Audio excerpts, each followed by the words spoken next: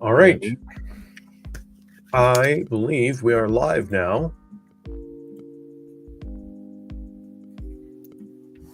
Yes, we are live. Yes. Okay. I fucking love episode 1. I don't know about you, but I thought it was fucking awesome. Oh yeah, I saw it was a 10 out of 10 on like some people's ratings, and I thought I actually agree. Like, not a lot of people agree with it, but I think it's a really good start to season 2. Yeah, there was a lot where I was concerned going into it because Fallout New Vegas is such a complex game, and the idea of going to that setting and then having all the stuff that happens in season 2 reflect on like what happens in the game. I was very worried that they were going to kind of like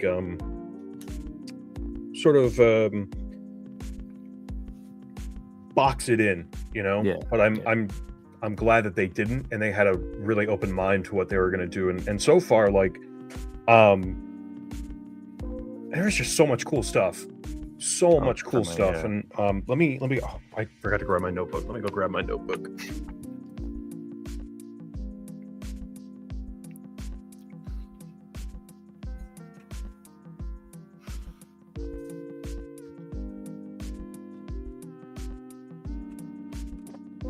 So I took some notes. I watched the episode. I took some notes. I just watched it like a third time today, and there's so much stuff that they cover very, very quickly. But there's so much. So I guess I'll let you start. What was your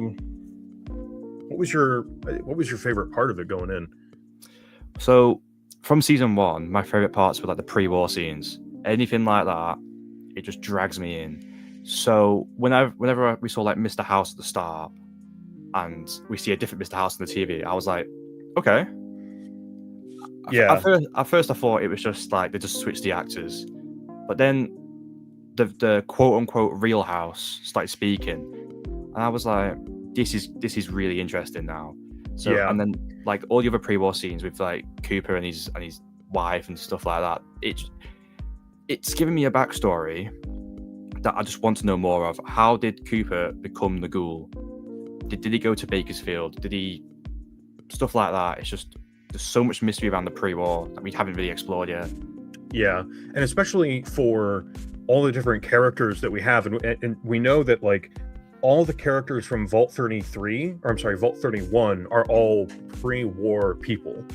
And so not only do you have like Cooper and Moldaver and those guys who are from the pre-war, but then you also have all these Vault 31 guys who are in there too, and I can't remember the guy who got turned into like the knockoff Robo Brain, but there's just so many different people where it's like, where did they all fit into? How did they all come? And then, you've got Mr. House, who for a long time, Mr. House was like, in 2010, the idea that you had somebody who preserved themselves through the entire war and was still alive, influencing events in 2010, that was like a fucking crazy idea. Yeah. That was an insane idea, because he wasn't ghoulified and he wasn't like in cryo sleep. He was just kind of hanging out, which I guess is still the thing. Because obviously everybody who's in cryo sleep is in cryo sleep, and then the other guy's just basically a jar, a brain in a jar. So he's not really doing anything. But yeah, it's interesting how they've kind of piggybacked off of the idea of Mr. House and sort of made so many pre-war people carry over. And I'm also so interested, like you said, with the Mr. House thing, where it's like, okay, Mr. House, I thought they too were gonna like just say, oh, season 1 he appeared for like a brief second in this kind of like fan service scene where we're just showing like, there's Big Mountain, there's the Sierra Madre guy, here's all these people, and Robert House is there. And I was like, oh, that's neat. Was Poseidon Energy in there too? I don't believe so, because it was West Turk, yes, Big Mountain, obviously Robco, Vault-Tec, and I think there was one more. I can't think of the last one. There was a woman, so I might have to check that. But yeah, and all of those people, I was thinking about it for a little bit. Like, could that scene have been like the very first indication of like that's the formation of the Enclave? But I probably not. I doubt the show writers even really thought of it that way. I think they were just going for like the sort of like Fallout 4 76 lore, where it was like everyone got together and Vault-Tec was definitely gonna be planning some shady shit, and they were doing a lot of fan service with it. Yeah, definitely. But I didn't expect them, like you said, to use the old Mr. House from season 1. I thought they were just going to abandon it. And if they reused that scene, they would have, digitally altered him back into it, however they would do that. So, number one, that it opened with a pre-war scene right off the rip.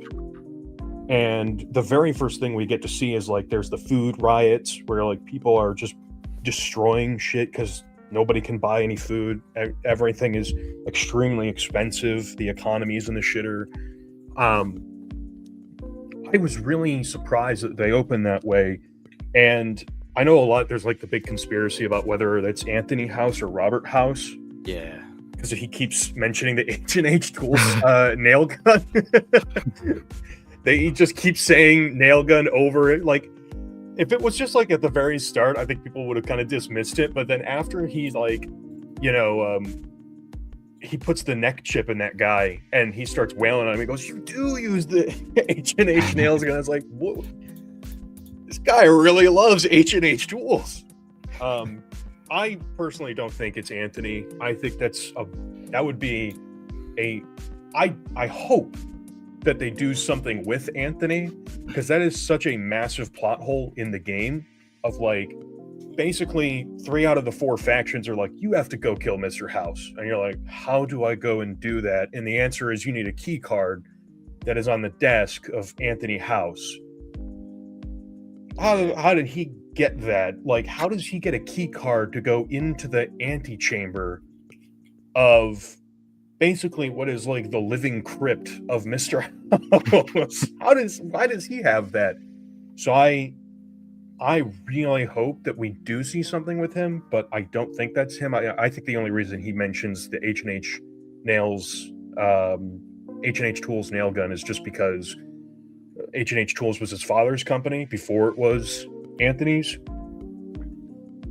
So I think maybe he's just like has a lot of reverence for his father. But either way, there was just that opening scene, especially with the mind control little bit there, was a very interesting thing, because part of that, I initially got rolled up in the Anthony House versus Robert House thing. I was like, maybe it is Anthony House, because Anthony is the one who's all paranoid and like, thinks that like the people have like mind worms and stuff to mind control people with. And I'm like, I don't know if that's what Mr. House would be worried about, is like controlling people, especially because in New Vegas, he's like, I don't give a shit what people do. When you ask him, well, why should I join you? Why shouldn't I let like the NCR take over? He's like, well, I don't like, the only reason you would go with the NCR is because you care about democracy, but it's not like I'm a tyrant. Like, I don't give a shit what anybody does. As long as they're not in my way, I don't give a shit. And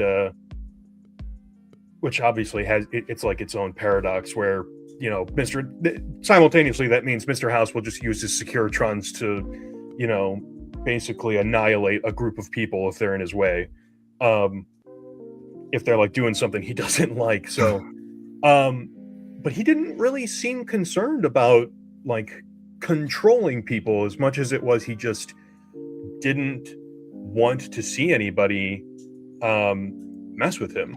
Stoner Cat, I think it would be hilarious if Gorus, or like a reference to Gorus, made it into season 2, like in the Nuka Break fan films, where I can never remember the Vault Dweller guy named Zach, I think, Yeah. or whatever his name is, when he goes down into the cave and it's Gorse or whatever.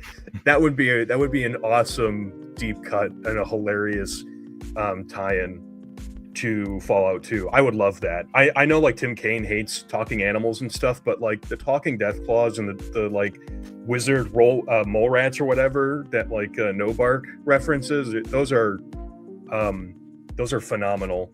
They're so funny. I would love that. Yeah, definitely. There was the Robber House mind control thing is really interesting, but it kind of got me thinking too about like the connections of the Enclave, and I made a little diagram. It's basically just a square, but it's like you have all these different things: Vault-Tec, Robco, Poseidon Energy, the U.S. government. They're all connecting to one another, and obviously all of those things combined form the Enclave. But it's fascinating that they keep pulling on those sort of connections, because later in the episode we see the mind control clearly has it's in Vault-Tec, and we know the Enclave also used a form of I guess mind control on Deathclaws. So there's a lot of crossover there. It's interesting to see this is like the start of that.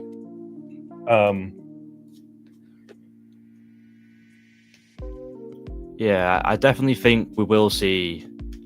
I mean, we're going to see a lot of pre-war Mr. House. Oh yeah. So I definitely think it'll be like difficult to avoid the fact he's got family. Like we're going to see like the pre-war Lucky 38. There will be a mention of his brother, of H&8 tool guns once again probably. Yeah. But also it was Repcon in the meeting. The last Repcon, yeah, okay, and so that must have been before the Robco Repcon buyout, right before the end of right before the start of the war. Then I do like that they use a lot of details in the show where I don't think a date is ever mentioned once in those pre-war scenes. Like nobody says, "Here's the date today." Yeah, no, they don't.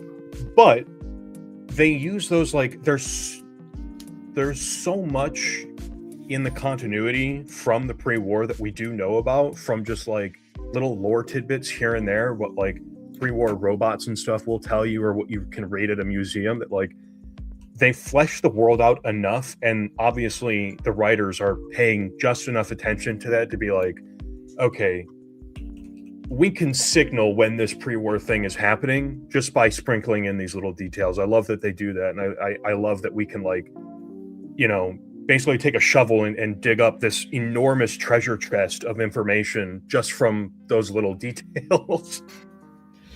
Yeah, I mean, at the start of episode 1, we see like robot riots. We see what we see in 76 with like everyone's losing their jobs because of the robots, and that happens late 2076, early 2077. So there's still a few months between this and October. So I don't think we're gonna like it. There's a lot of opportunities with that because there's so much time. Yeah, there's a lot of space to fill, and there's a lot of events that we know happen in the game that I think we will definitely see. Like we see, I know it's before this, but the Battle of Anchorage, we see that could fill in a lot of plot points. Oh my god, I am so excited for those pre-war flashbacks of Anchorage. Obviously, we had Operation Anchorage in Fallout 3, but I think that was Fallout 3's first DLC, wasn't it? Yeah, it was like the first like big DLC. It was like the expansion. Yeah, and it was like, but it was also like just a training simulation. It wasn't like it was. I mean, it could have been based off of like some things that actually happened, but I am so excited to get to see that fully fleshed out as like an enormous giant scene. I can't wait to see that on the big screen. I'm so excited. Yeah, it's going to be good to see the real side of the battle rather than the military simulation, which was filled with like, I guess, propaganda to like. Yeah. So To be fair, I find that quite similar to, is it Vault 24 we see? I find sort of them similar. They're not obviously, but like they both have the same like propaganda, making you think like you're going to fight the good fight and it'll be easy.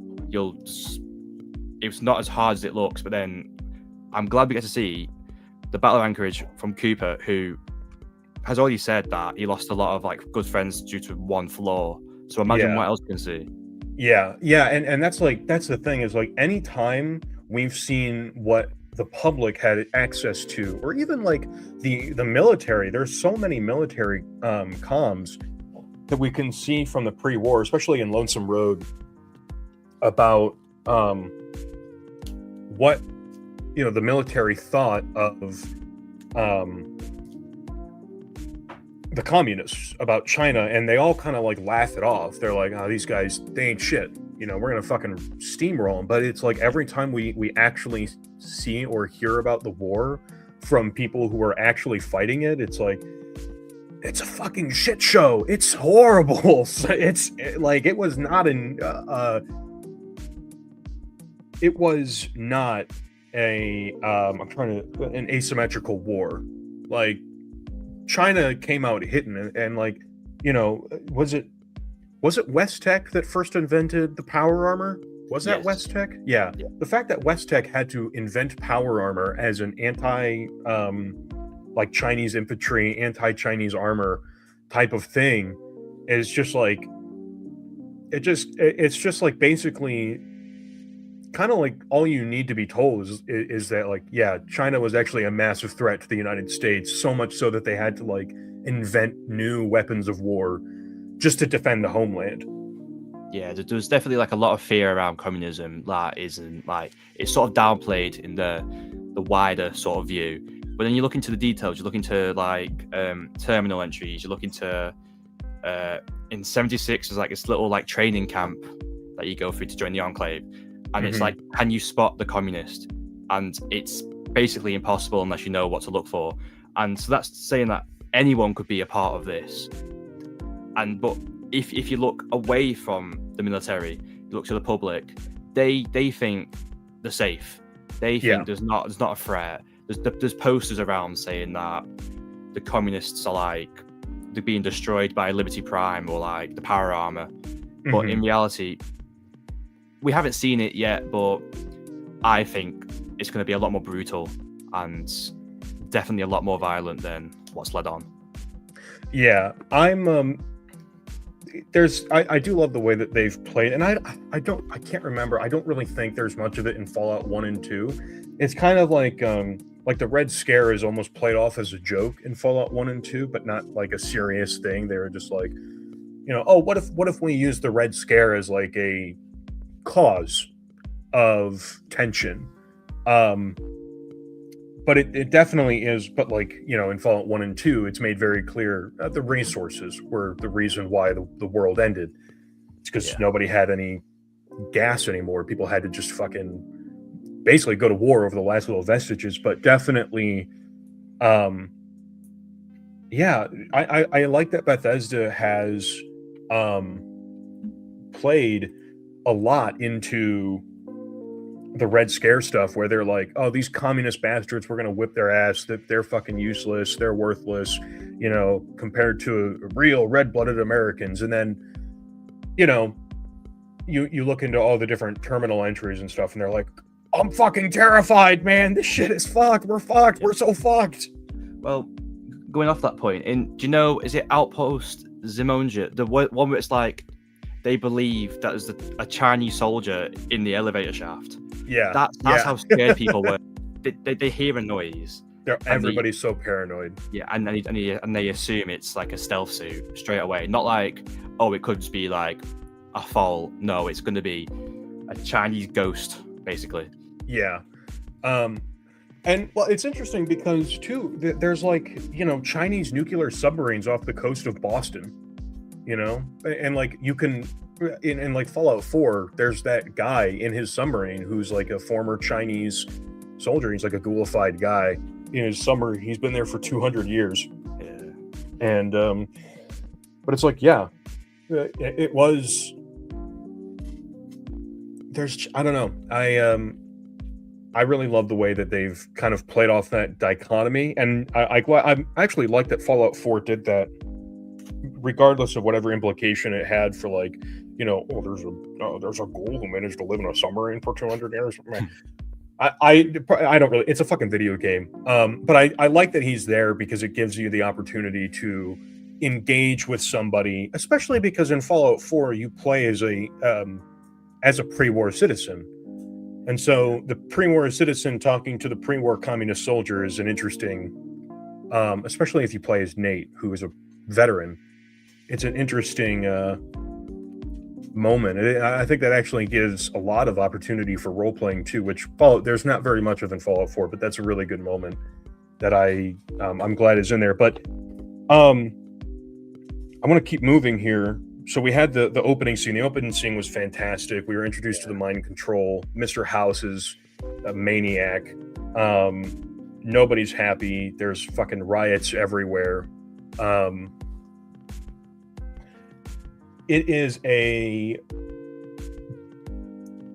Everything is just collapsing and the economy is a disaster.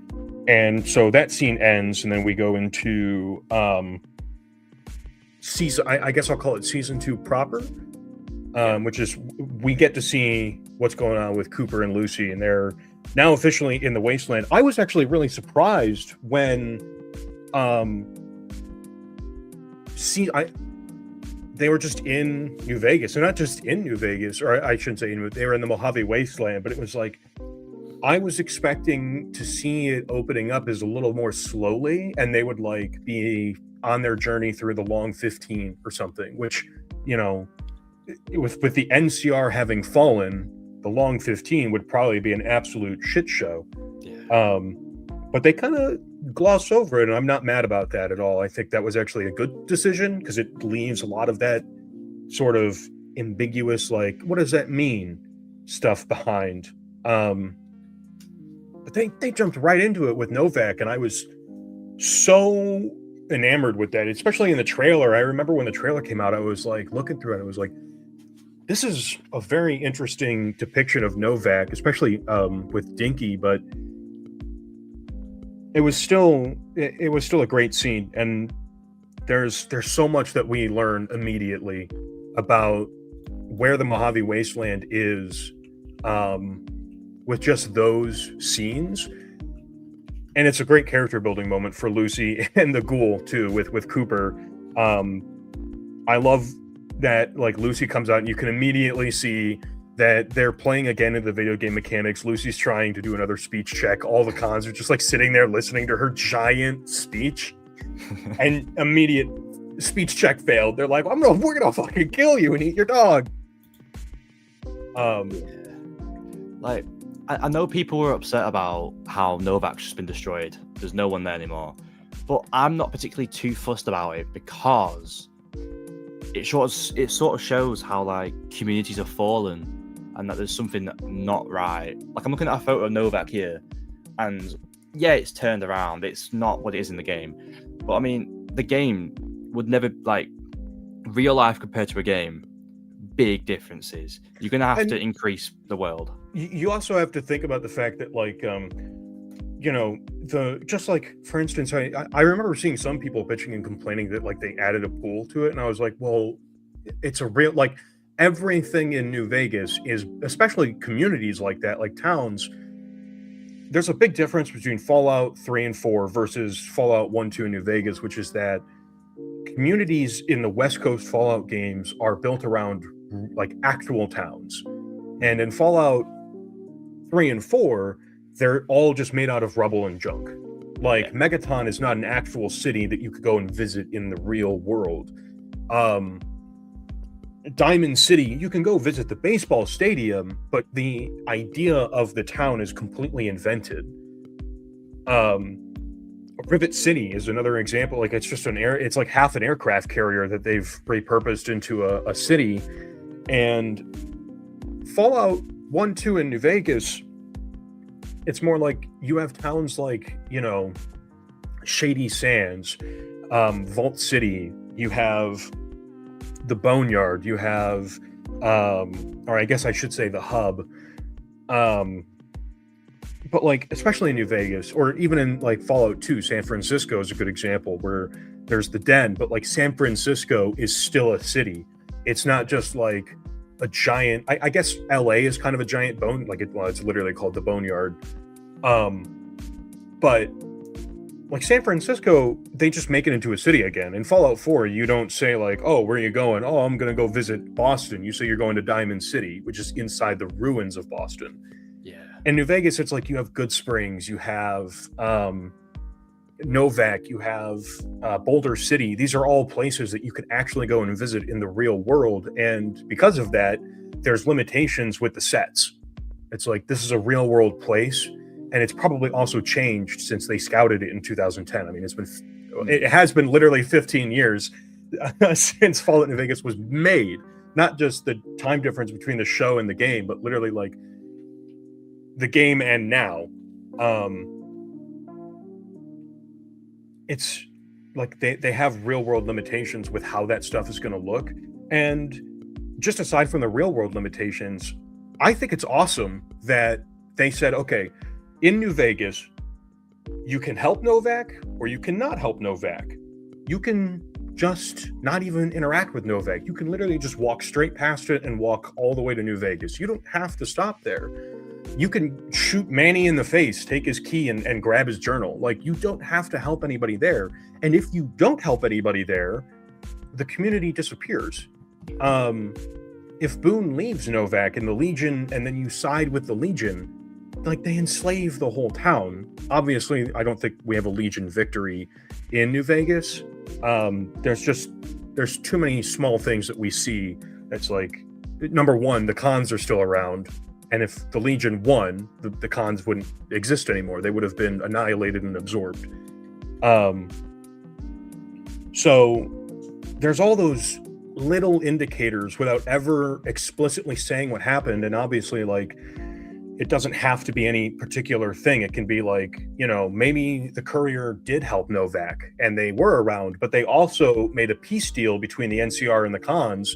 And then the Khans went absolutely, buck wild in killing everybody. Or as I think, is Jonah the showrunner's name, the producer? Is that his name? I'm not completely sure, to be honest with you. Okay. One of the showrunners in their IGN interview, or I keep saying showrunner, one of the producers says, when pushed on the subject of like, what is the canon ending? He goes, we didn't pick a canon ending. If you really pressed us about it, we would say, yes, man. Because it's the most ambiguous of all the endings, and it leaves the most factions potentially intact. But you can imagine in a yes man ending, the Courier could help all these different communities without ever setting them against each other, push the NCR out of off the dam, push the Legion off the dam, push the NCR out of the city of New Vegas, out of McCarran, and then all the factions of the Mojave are just free to basically fight each other. So yeah, like if the Courier doesn't destroy the Khans, of course, like without the NCR there to basically shoot them wherever they go, of course they're going to run rampant and do all sorts of horrible shit. It's not like they like living in a fucking canyon filled with goddamn Cazadors and Deathclaws. So yeah, they're going to fucking move, and they move to Novak. And there's also like the way Dinky is turned around. It's like the Khans showed up and then they basically turned the place into like a fortification with the watchtower that used to watch the road. Now it watches whatever is inside. So maybe the Khans didn't even take it over. Maybe, for a short period of time, the Legion did cross the dam and they did set up a slaver camp there, and they turned Dinky around to use it to watch the slaves. And then the Khans took over. Whatever you want to say happened. There's plenty of reasons that Dinky would be there. And the Ghoul even points that out. He's like, I'm pretty sure there used to be a store there, and this has changed. So, they recognize it, and I like that they recognize it. And I don't care that they changed it. I think it just makes the world makes the world feel more alive. Yeah, it's for like one scene as as well. Like, it's not gonna. I've seen people on like Reddit and stuff. They're like, analyzing it, making it like trying to find all these reasons. But I just think you don't really have to look that deep into it. It's one scene where Lucy saves a ghoul. I don't. Yeah. There's no like reason like maybe I don't know. It's not a big deal as people are letting on. It still looks amazing. No. It looks good, and they've obviously taken the time to make sure that they're not stepping on toes, but they're also making it clear, like, in like a meta-narrative way, outside of the context of the show, the games and stuff. It's like New Vegas happened 15 years ago in real life. Like, New Vegas came out in 2010. It's 2025. I kind of feel like Bethesda sort of pinned themselves in the corner of having like tons of fan conspiracists jumping out and being like, I can't believe they've done this. But it's like Bethesda kind of ignored that New Vegas existed. And for that matter, like the West Coast, they, you know, Kellogg was kind of an Easter egg with San Francisco in Fallout 4, but they ignored it and they let that like this little group of people with New Vegas who are like just obsessed with that game in particular, who they also haven't played Fallout 1 or 2. They just love New Vegas. And they're like, because Bethesda basically didn't do anything with the location for 15 years, it's like, you know, people basically had 15 years to turn that into their entire personality and be like, this is my thing. And so for those people, I'm sure seeing Novak being like, you know, oh, Cliff Briscoe isn't there anymore. I can't believe they've done this to me. I mean, well, I do wonder if we'll ever like find out what's happened to Novak. Like, where's everyone gone? Is Boone somewhere, or if it's just like, or if it's just moved on? Because it's the wasteland. Anything can happen. Yeah. Like, so.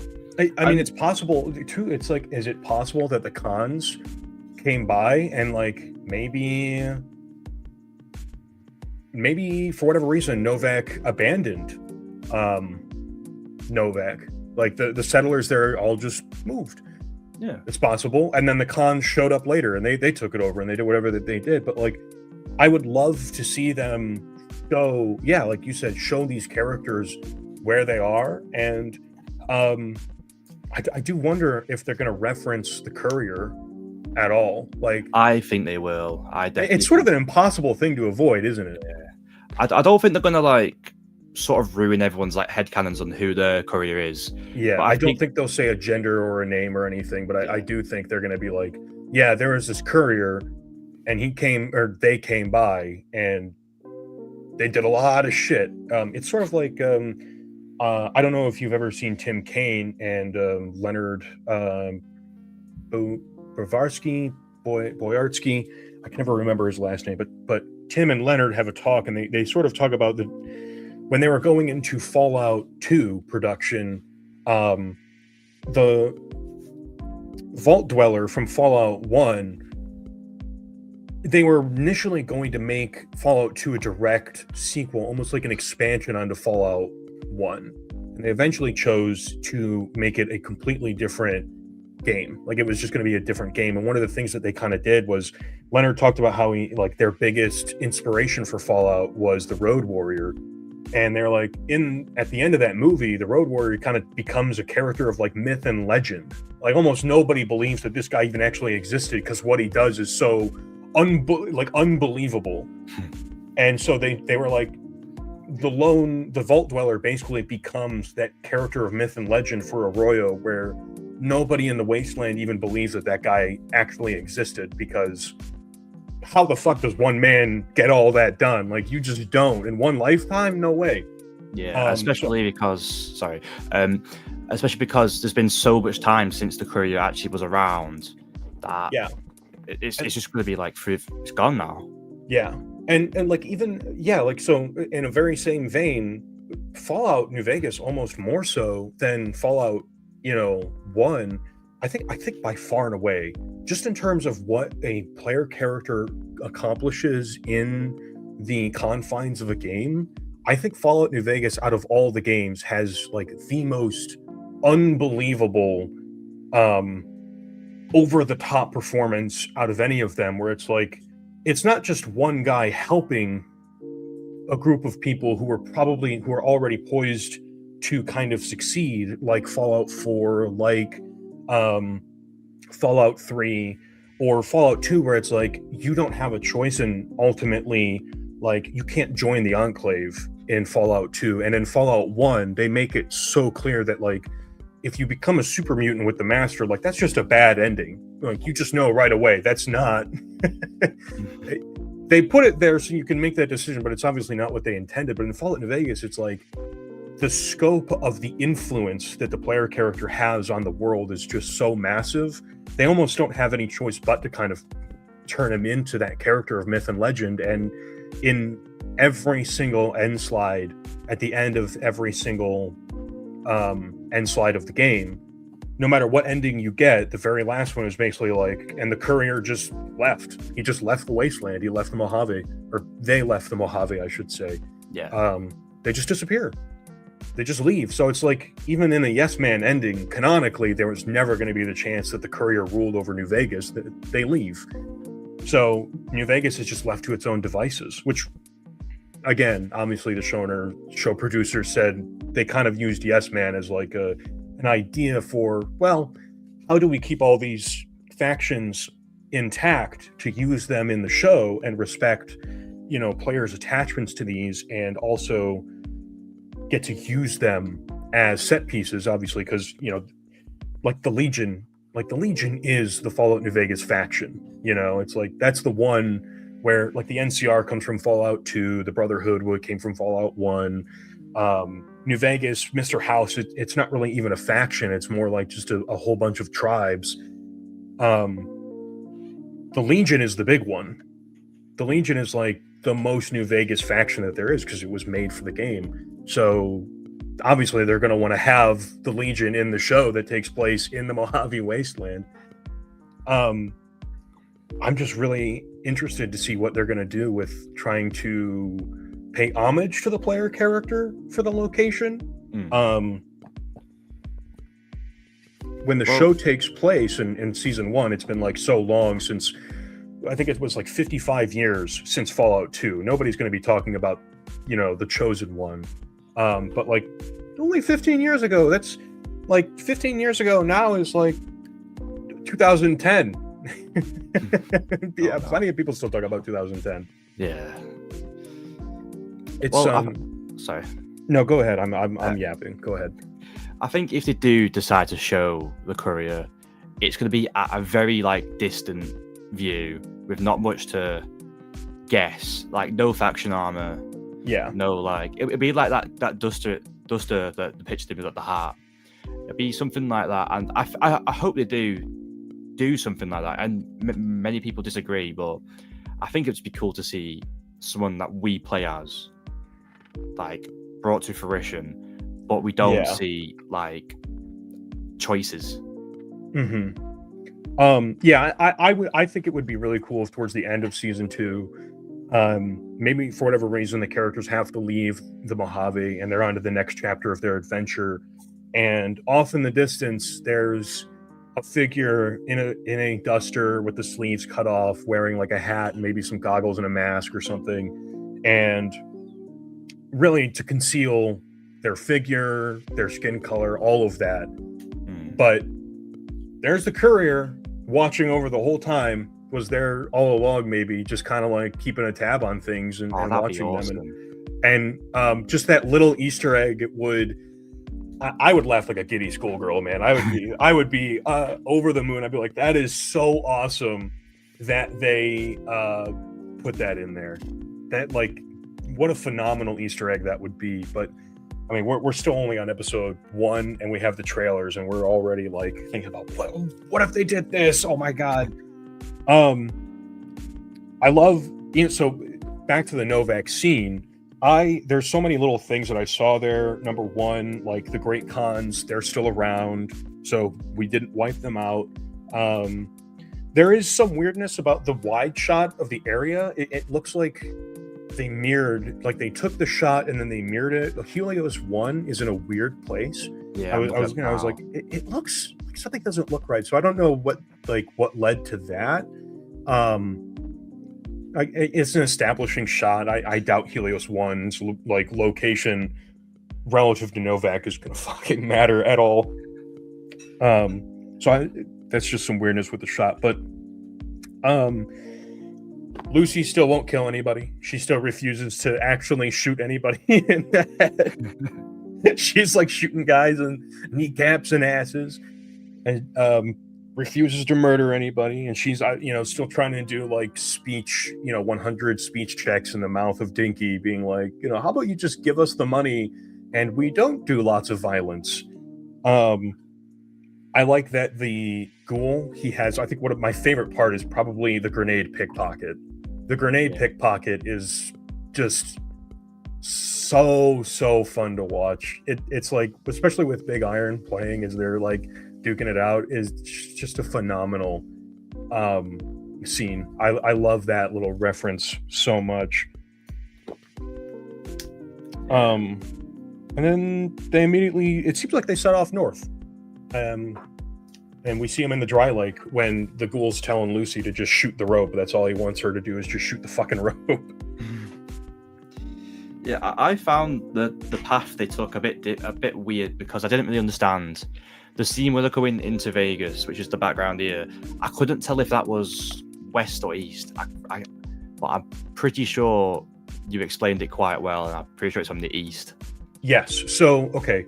I did a lot of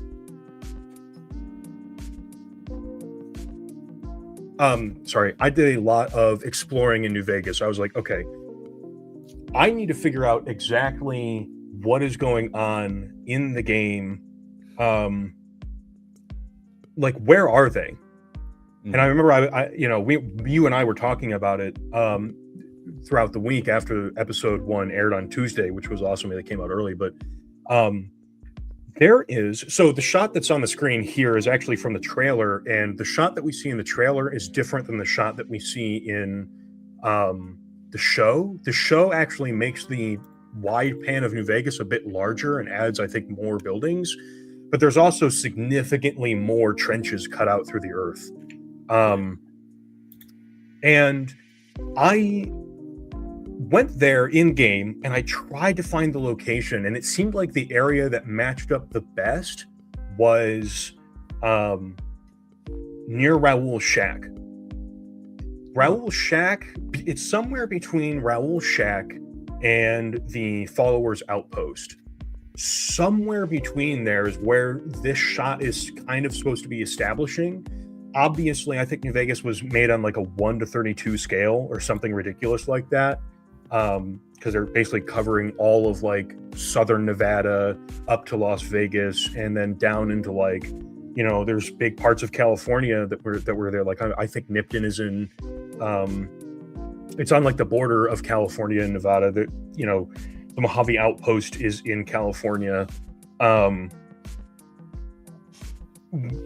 We cross to Colorado, so there's parts where we're in Arizona. We're in a few different states in Fallout New Vegas, and it was made at a very small scale to try and fit all of that into a map where a real-time map where you're always able to be in first person and basically seamlessly walk between all these different areas as seamlessly as possible for the technology they were working with. Because it's not like Fallout 1 or 2 where it's this, exploring the wasteland isn't exploring. It's, you have this big map and you're just clicking squares on the map to travel, and you're getting, random encounters. So it has to be made at a very small scale, which means when they blow it up to have it as like a real thing that you're seeing in a TV show, they can't just, do the same type of shot 1-to-1. So it was kind of difficult to nail it down, and I could not find any angle that sort of perfectly recreated this. But because of the trenches, I think this is close to sort of the Raoul Shack, the Gypsum Train Yard, and what we're kind of looking at is the areas on the eastern New Vegas outskirts where you can find, I think it's Durable Dunn's sacked caravan. that Cass makes you visit in her quest. Yes. And these are kind of the trenches that you see carved throughout the earth over here. I guess like irrigation channels, although obviously for New Vegas, the show, the producers, I think wanted to make them for some reason much larger. So I don't think they're supposed to be irrigation channels here, which is interesting. There's a lot of weirdness going on with this shot, especially this overpass. If you can see the overpass going into the city, that there is technically connected in the wrong spot. It should be far more to the right. So I'm not, there's a lot of little weirdness going on in this shot, but either way, they did a phenomenal job just bringing the horizon that you see, like the silhouette of the city.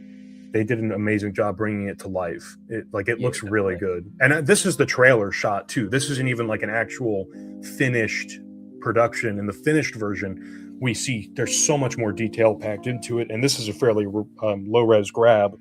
So they did such an amazing job getting all of that detail packed in there and making the city of New Vegas feel like it was a big city, because in the game it's really not. Like, you have the Strip, you have Freeside, and then you have the outskirts, and it's kind of small. It's very small in game, and so to see it kind of brought to life here, where they've clearly enlarged it and added all these extra buildings, I love that. I think it looks great, and like, this is my mind's eye of New Vegas. They did an awesome job.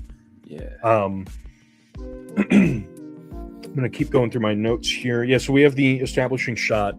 The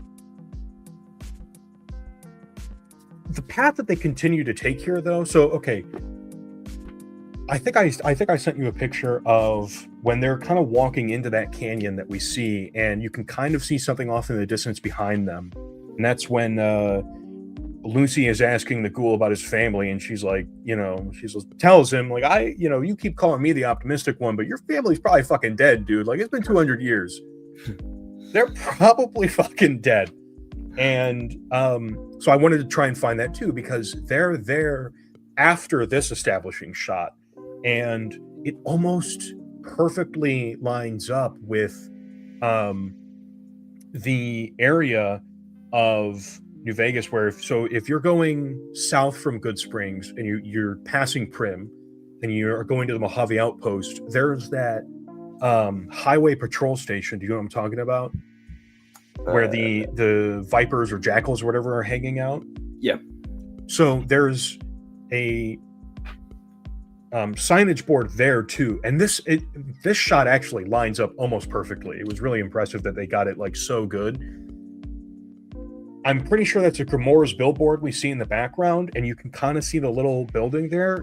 I'm 99% sure that's the highway patrol station, and they're walking into the canyons that are just behind Nipton, by like Jackrabbit Springs. And that is, like you said, such a weird path that they are taking in the game, because it's like they're basically just going in circles, looking for Lucy's dad, looking for Hank. So I obviously all of this is cut together in post. I doubt when they were making these individual scenes, they were really thinking about, like, what path do they follow here? How are they getting around? But yeah. So, and the reason I was doing all of this was to try and figure out if we could see where Vault 24 is on the map, where they kind of envisioned it. And because of that scene, I was like, okay, maybe it's in California Sunset Drive-In. Maybe they changed California Sunset Drive-In to be Starlight Drive-In, and that's where Vault 24 is supposed to be. The reason I was doing that was because I was trying to figure out, like I told you, where are they going to go next? And silly me, in the end credits, sort of the shot that we see is of Prim. So obviously they're going to fucking Prim. This is a very long-winded way of saying that my whole time trying to track their shots, see where they're going, is like, they're going to Prim. That's where that's the next spot we're going to see, is obviously Prim. the scale with everything that they were doing was really good. And then after we see him kind of like walking, just kind of wandering around talking about, his Jackalope, just got here. What are your thoughts on the two houses? I've seen a lot of stuff online with where they may be taking it, but I don't necessarily agree. Me and Mysterious Stranger talked about it earlier, but I don't have a problem talking about it again if you don't mind. Yeah, go ahead. Yeah, so me and him basically kind of agreed. We're 99% sure that the house that we see on the television is from season 1 is a house body double. So that's like his public appearance, and that's basically just a guy that he has doing his business for him in places where he might not want to be seen. Or I'm sorry, in places where he wants to be seen. That's like his public visage. Versus the house that we see in the bar is like the real house. That's the actual house. So that's kind of our thoughts on it. We don't think it's Anthony. Yeah, no. It's like a cool idea, but I just don't see that happening, especially with what we already know from New Vegas.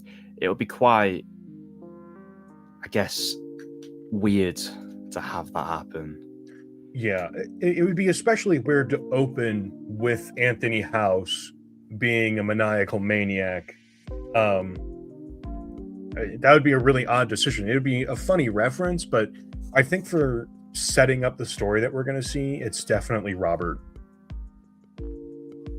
Yeah, and it also, like, there's fans of just the show who won't know about, like, Anthony or whatever.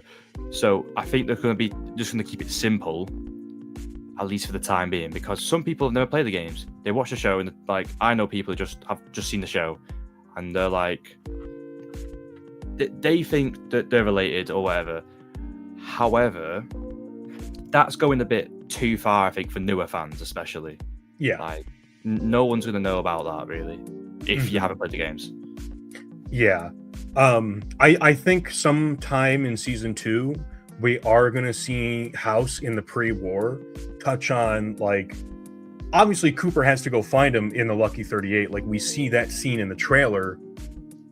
I'm sure Cooper's going to be surprised when the Robert House he sees in the penthouse is a completely different Robert House to what he's seen on television. Or even like at public events, like that's not actually Robert House. And so I'm sure we're going to hear about that one way or another. They're going to have to address it, both for obviously new fans who don't know anything about Anthony House or Robert House or what the difference between the two is, or even know that Anthony House is a character that ever existed. But yeah, also, like you said, it would just be super confusing to do that. And it's already, I think, confusing for people who read online, have never played the games, read online that they were replacing Mr. House with a new actor who looks more like the actor in the game. Like, it looks more close. What's his name? Justin Theroux? Yeah. So Justin Theroux already doing a great job, but I'm sure it's confusing for us as people who have been playing these games for potentially more than a decade to be like, what the fuck is going on here? So they're going to talk about it. To answer where we think it's going to go, Jackalope, I think we will see Anthony, or I shouldn't say I think we will. I hope we will see something with Anthony at some point later down the line. Just because, personally, really, it's just a fan service thing. Like, I think it would be really funny if we saw Anthony House somewhere being like, my fucking brother, that son of a bitch, he's fucking trying to take everything. That would be really funny. But yeah, summarize, probably not Anthony. Almost definitely not Anthony. Yeah. So I'm reading back through my notes here. So what do you think about, I am curious about how how is Cooper's character going through the like, so Cooper, even in going through, and he's like a hardliner on this stuff, right? He's like, I hate he's like, I fucking hate the communists. And even when he meets Moldaver, he's like, fuck you. Like, I'm not listening to your shit. And he only barely agrees to help her out of like a morbid curiosity. And in the meeting, that's when we find out, he finds out, like, no, the company that she works for, Vault-Tec, is basically using the war to like kill everybody for basically like fiduciary responsibility. Like, that's it. That's literally the reason why, is because they're like, we can make a lot of money making these vaults, but we have to sell it. And obviously we know there is the Enclave later. They had a vested interest in wiping out the entire American population, the world population, really, because they're like, you know, it would be nice to have all this power, but there's these fucking cretins in the way that are regular people who won't let us just do whatever the fuck we want. So how do we get rid of them? Nuclear holocaust is a pretty convenient way to do that, and justify it to a bunch of private interests by saying you can make a lot of money. There's a lot of money. I do wonder how, at what point Cooper is going to kind of turn on his wife, because even now, like, we can tell he's kind of pretending. He doesn't like her, but he's obviously not on Moldaver's side either. Yeah, I feel like he still, like, obviously loves her, but knowing the truth about what's going to happen now, I think he's just trying to not believe it, but knows it's going to happen. Yeah, like it's an unbelievable thing for him to see. It also makes me wonder, like, he's trying to find his family in the real world, or I shouldn't say in the real world. He's trying to find her in the wasteland, trying to find his family in the wasteland. But we keep being set up to be like, okay, obviously he cares about his daughter, and he's also with his daughter when the bombs fall, because we see that in season 1, right? Yeah. So I am curious, like, how do they get separated?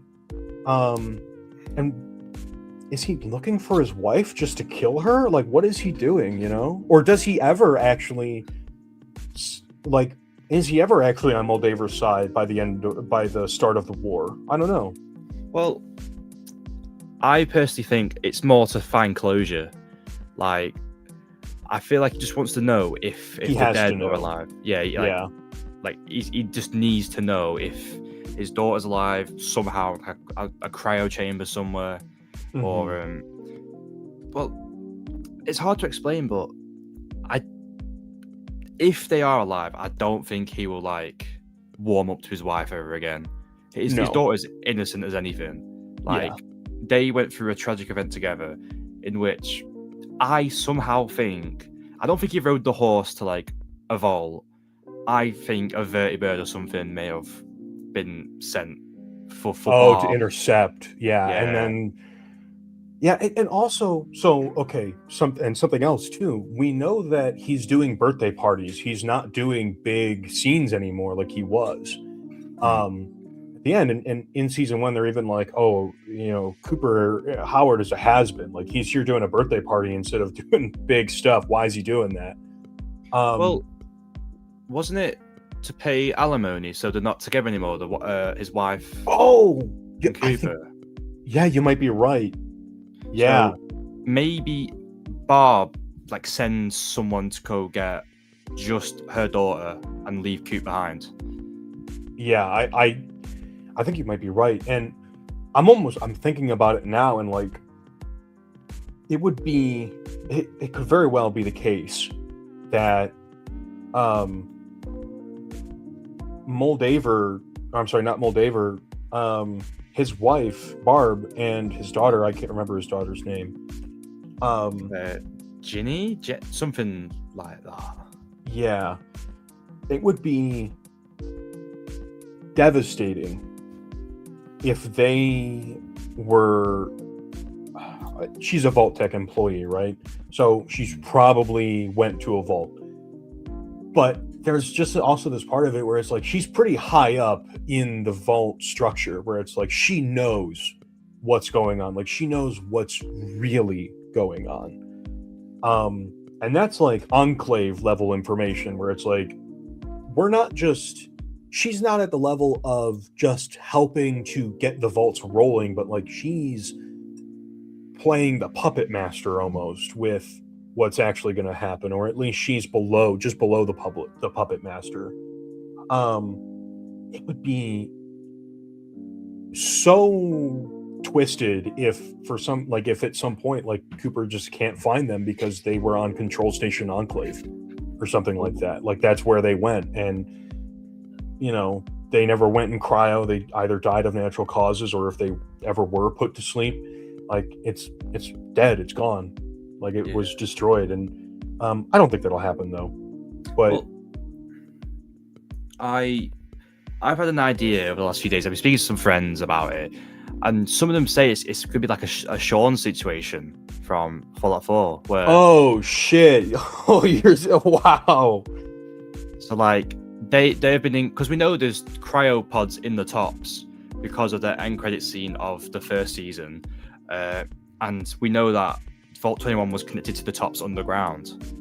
So my personal theory is the down there, but House maybe let them out before it got all caved in at the bottom. So I think they're going to be a lot older and a lot more like weathered into that wasteland like lifestyle.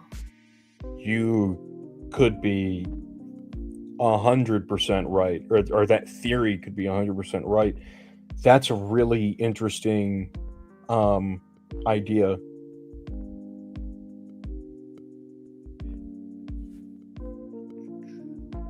That would be interesting. Yeah, definitely.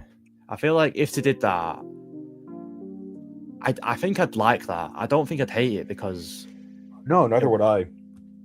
It would also make sense as to why Mr. House was so insistent on burying Vault 21. Yes, that it would always like link in. Yeah, that's a good point. Yeah, because in game we never know why he wanted to bury it. We just know for some reason Mr. House didn't like the idea of Vault-Tec being on his doorstep, so he filled it in with concrete. There's also, so I know that a lot of people who are watching this are probably already fans of Fallout and have been playing it for a long time.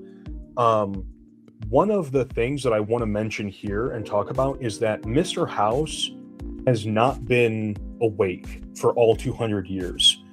So basically the major plot point, the starting action of Fallout New Vegas, is that Mr. House has been looking for this platinum chip, which was basically like an upgrade from Windows 7 to Windows 10, essentially, for the Lucky 38 mainframe, which was supposed to shoot down all the pre-war bombs that were going to be dropped on Vegas. Because he never got the platinum chip in time, a little tangent from that, my theory is that Vault-Tec did not drop the bombs, because Mr. House had a date that he predicted, that he quote unquote predicted that the bombs would fall on, and the bombs fell a day earlier. So I think probably China started the war a day earlier than Vault-Tec was going to start it. Or the Enclave, I should say, was going to start it. More than likely, it's like, because the Vault-Tec is like a part of Enclave. The Enclave were going to start the war. Well, it's sorry. I just want to get this thought out of my brain before it disappears. Mr. House, because of that, he never got the platinum chip. His the Lucky 38's defense system was overloaded, and it ended up crashing. He was already in his pod at that point, and it basically put him into a coma until at some point he woke up about maybe 20 years before Fallout New Vegas, give or take. I'm sure there's an actual date, and I just don't remember.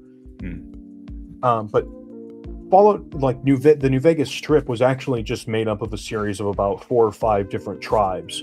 And when House awoke and basically sent all his Securitrons back out to figure out what the hell was going on, he sort of whipped them all into shape. So House also has no idea what has been going on in the wasteland for basically 200 years, or I should say like 150 years at least. He has no clue about anything. So in many ways, he's actually less informed than characters like Cooper, for instance. He's about playing on the same playing field as like Hank. Hank has less information, obviously, but like he's basically on the level of Hank. More control because he's got like his robot army and stuff. But House is not going to be like this wizard. Well, I guess he literally is the Wizard of Oz. He's not this projection of power that everybody kind of thinks he is. He's largely just a guy with a bunch of robots, and that's it. He lives a long time. He's got a lot of power, but he's not very well informed as to what's really happened. Well, to go back to your point about the Vault-Tec stuff, I agree, because there was a lot of unfinished vaults. That's like the one where you rescue Nick Valentine and stuff like that. Yeah. And how would the Yangtze have time to get to Boston? Like, they won't know Vault-Tec's going to drop the bomb. So I think, because of the Megaton crate, we see the Vault-Tec logo. I think China started it, and Vault-Tec was like, right, we need to do it now. It's now or never. Mm-hmm. I agree. It's possible that even the bomb has the Vault-Tec logo on it. In Fallout 3, there's always been speculation about that, and I'm sure Bethesda will probably, whether or not it was the original intention of the Fallout 3 developers at the time,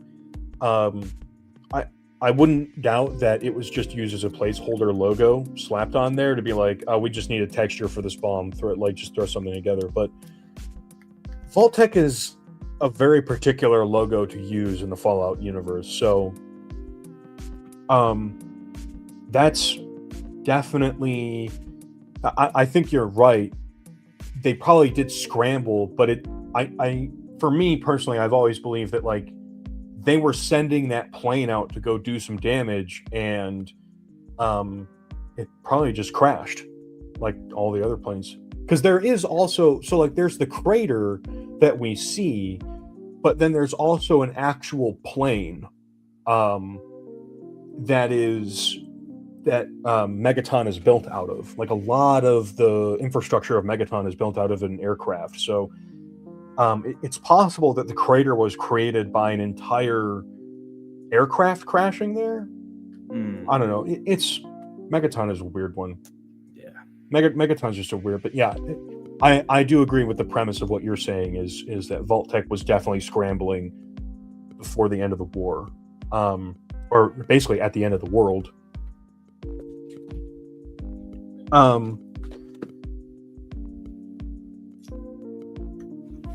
Let's see here. So I'm just going back to my notes because I want to make sure that we're not missing anything about what we're seeing. I suppose another interesting thing is, do you think Mr. House is still alive?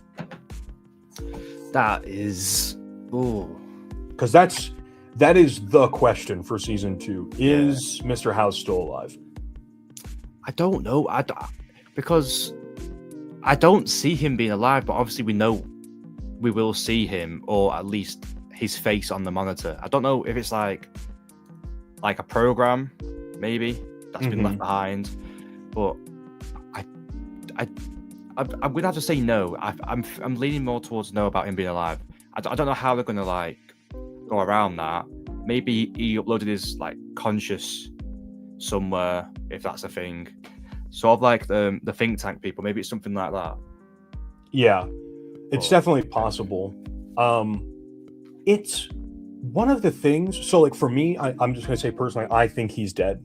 I think that, like I said earlier, in a Yes Man ending, Mr. House has to be dead.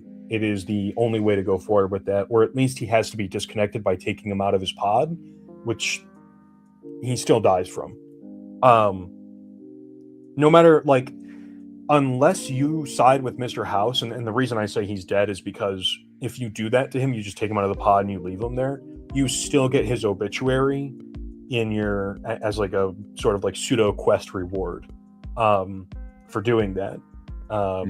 It's like a great tragedy has befallen the wasteland. Robert House has passed away.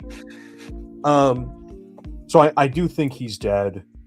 And I personally, my theory for why we see the visage of Mr. House on the screen is that he that could be Yes Man. That's what I was originally thinking, like they've just put Robert House's face on it, but it's Yes Man. That was my first thought when I first saw the first trailer where we saw him. But I don't think they'd do that if they're setting up all this Mr. House stuff beforehand.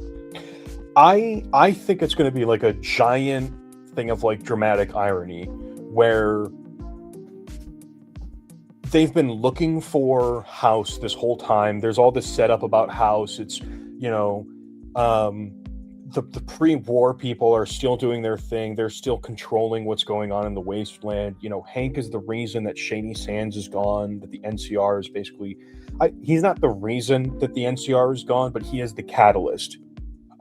He destabilized it by destroying Shady Sands, and the NCR's bad political position, like we see in New Vegas, where they're totally overstretched and people are very unhappy with them, is the reason they fall apart. I think they're kind of setting up this idea of like everybody who's a pre-war player who had these big plans is always getting foiled by the new world.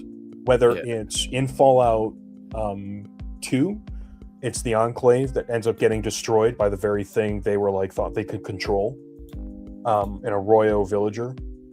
It is like a wasteland villager is what destroys the entire Enclave. In Fallout 3, again, it's the same thing. A Vault Dweller comes out and, you know, annihilates the Enclave with the Brotherhood of Steel, which is sort of a post-war thing. And especially because the Fallout 3 Brotherhood is not the same Brotherhood of Steel from Fallout 1. They're a different thing. Yeah. In Fallout 4, Fallout 4 is a weird one because the sole survivor comes from before the war too. But Norm in the show comes out, and when, you know, Robo Brain guy, Brain Jar guy, is telling Hank or telling Norm about all their big ideas. You know, we've had this plan that's been unfolding for 200 years. You know, you can't stop us. You're just like, no, I'm just going to open everybody up. And he says, like, plans are overrated or whatever. He prefers the chaos. And I think they're sort of hinting at this idea that, like, in season 1, we see how all these pre-war guys have fucked everything up and they're still kicking. They're still fucking shit up. I think season 2 is going to go in the direction of you can't, just because you control the present doesn't mean you can control the future. And they're going to spend all this time, Hank too, trying to find Mr. House. And we've seen that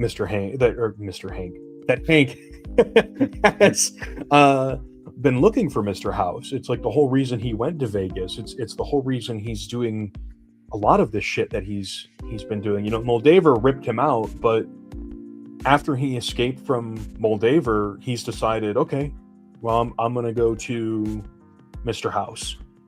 I'm going to go to Robert House. And it would be, I think, fantastic if, you know, like you and I know, there's a very good possibility, like statistically, Mr. House survives in the endings only 25% of the time. And with the way that people play, he survives probably significantly less than that. Yeah. Like maybe 10% of the time, and with the amount of people that just kind of default side with the NCR. I think it's very possible that they'll get to the Lucky 38 and go in there, and Mr. House is just dead. And they'll find, you know, Yes Man there, and they're like, you know, you're Mr. House, and they go, hi, I'm Yes Man. And it would be such a funny reveal to have Yes Man be there. And when they're asking him about all this stuff about Robert House, he's just like, I don't know. I do wonder if Mr. House had all his memories backed up on like a big hard drive or like a series of hard drives, but I don't know. I feel like he would. I feel like it would make sense. Even like He would probably keep a very extensive journal. yeah, definitely. But it would just be really funny if like, yeah, like just they all look for Robert, and then they're like, you know, Hank would probably almost feel immediately defeated. The idea that like Mr. House was the richest, wealthiest, smartest guy pre-war. He seemed untouchable. And honestly, that might be where we get the Courier reference, is when Mr. House, when, you know, they find him and they're like, Robert? And he's just like, Robert? No, I'm Yes Man. And then, you know, he tells him like, well, there was this mailman that I was associated with who didn't seem to like Mr. House very much. So now I do everything. I do like that. and just the idea that Yes Man has been now, because you know, at the end of the Battle of Hoover Dam, if you side with Yes Man, he's like, I'm gonna go back to the Lucky 38 and you know, change my personality matrix so that I'm not so easy to push around. I'll be seeing you. And he leaves. And so it'd be really funny if to do that, he kind of just took on the persona of Mr. House. That would be so funny. Oh my God, I would laugh so hard if that's the twist. Like, it's just this dramatic buildup, and then Yes Man's voice. Hi, how are you? How'd you get in here? I do really like that, actually. It'd probably be so. I imagine maybe in like the middle of the season, if they did do that, maybe like episode 4 or 5. I don't really know, because like they say they went to Mr. House because that's where it all began, right? Like, this is where, to them, it's like it is interesting the way they phrase that like Robert House is like is in many ways the progenitor of a lot of the stuff that we see in the post-war, like Robco, and it seems like a lot of the technology that Vault-Tec has, like the Pip-Boy, a lot of the infrastructure that they've used to set up the end of the world was made by Robert House, by Robco Industries. So where, you know, how, I guess, like, they're all going there because he clearly, to them, he probably seems like the guy who knows everything, even though he's been, you know, comatose for 150, 170, 180 years. And for them to all go there, I do wonder, like, when is that reveal going to be? Because they're looking for Hank. Cooper, so like, okay, I guess we have to identify what the character's motivations are now. Lucy's looking for her dad because she wants to bring him to justice now. That's why she's going with him. Cooper wants to find his family. We haven't really followed. Maximus is still unsure about what he wants. At the end of season 1, he's still very unsure about what he wants to do. Yeah. And we also haven't seen Maximus this episode. He was completely absent. Well, I feel like we're going to get like a Maximus focus episode, because there's a whole like civil war coming from the Commonwealth Brotherhood of Steel and the West Coast Brotherhood of Steel. So I feel like there's going to be like one episode just Maximus. That's what I think is going to happen. I think you're probably right. Do you think it'll be episode 2? I don't think so. I feel like we'll see him in episode 2 quite a bit, but I think episode 3 is when it's going to go into full swing. I would be, I don't want to say disappointed if it was all, well, we know they're going to Prim. Like, that's what we saw teased as Prim. So I'm thinking next episode will be a Prim thing. But yeah, I am like, I do wonder. So I guess, yeah. When are we gonna get to see what will the penultimate sort of thing be? So, in season 1, it all culminated around the what is it, the Griffin Observatory? Was that what it was called? Griffith, yeah. Yeah, Griffith Observatory, and they were basically after this head the whole time that gave them this like ultimate source of energy. He's, Cooper's going there because he wants to get a fucking answer about where his family is. Lucy goes there because she's trying to find her dad, and the Brotherhood of Steel and Maximus are there because, well, Maximus is there because he doesn't want to get killed by the Brotherhood. The Brotherhood's there because they want the they want the energy. So now going forward, when is the? Yeah, I don't know. Like, is meeting Mr. House going to be the big end of season reveal in the way that the Griffith Observatory was? Well, I feel like the last final showdown sort of thing will be with Hank and like his little mind control army he's making. Oh, yeah.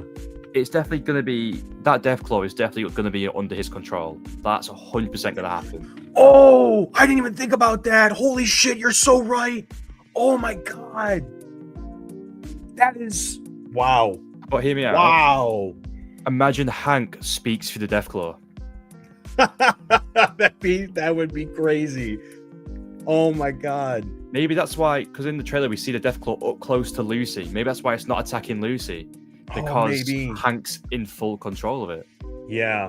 And I know. Okay, so in Vault 24, and I think I told you in it was either one of the group chats or like a private, whatever we were talking about, I mentioned that the mind control devices we saw in Vault 24 looked eerily similar to the mind control devices that the Enclave used on the Deathclaws in Fallout 3.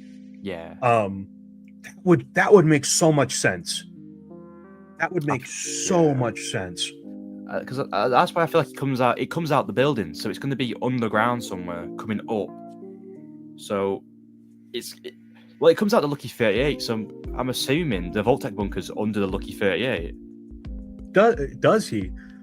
Yeah, you see, like it rips open like the diamond-looking doors. You know? With, yeah, you're right. Yeah.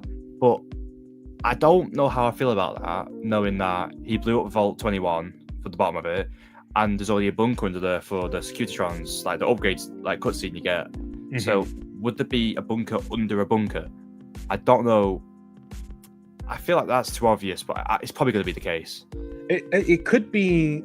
So, like, the Deathclaws in Fallout New Vegas that we see in game are really big. The Fallout 4 Deathclaws are a little bit more compact.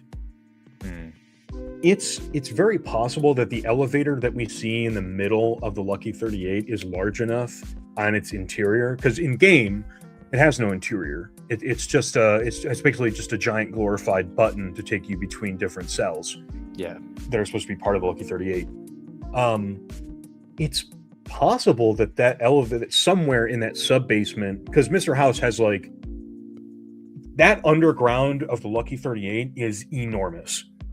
It is like in New Vegas. I think it's like, I don't know if it's actually the largest place, but it's clearly meant to be like an indescribable scale. The whole thing is filled with fog. You can barely see the edges of the Stoner Cat. We're going to talk about that because I do have a theory about that. I just want to finish what we're talking about here. Let me highlight your comment. I want to talk about this. I do. We'll talk about it in a little bit. Yeah.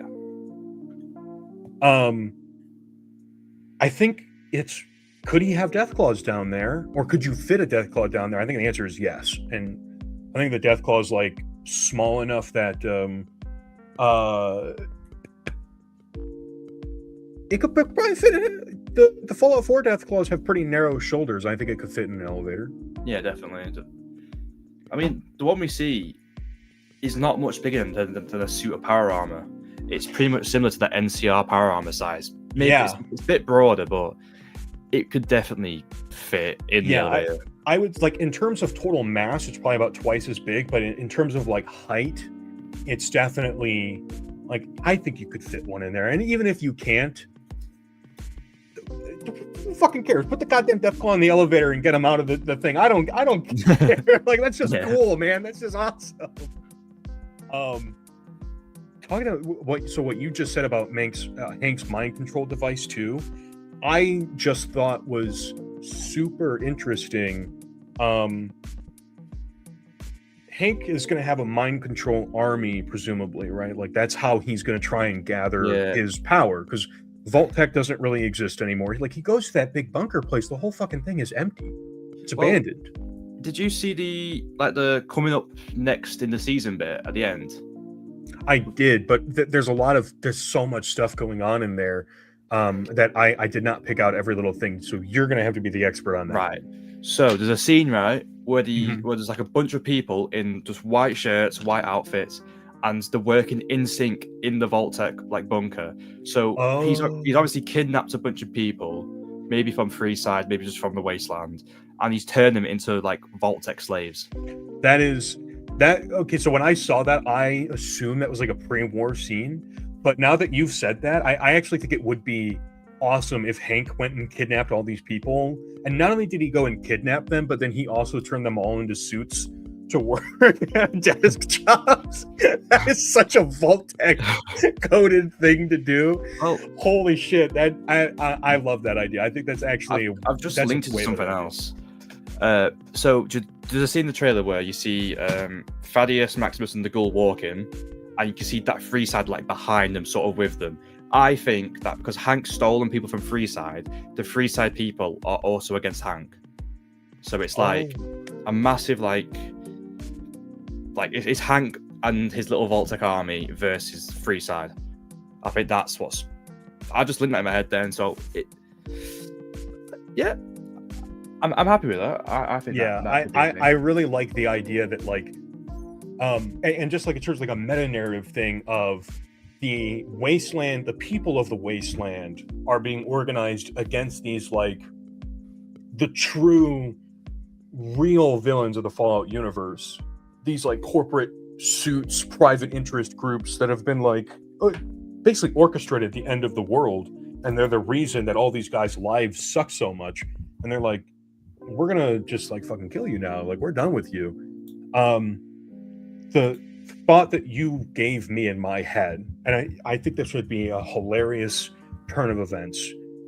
The way that you've described, so if fighting Hank, because I think you're right, fighting Hank has to be the end of the season. He's been set up as the main villain for season 2. Moldaver was set up as the main villain for season 1. Now Hank is the main villain for season 2. I don't think it would make sense for Robert House to still be alive if Hank is supposed to be the main villain.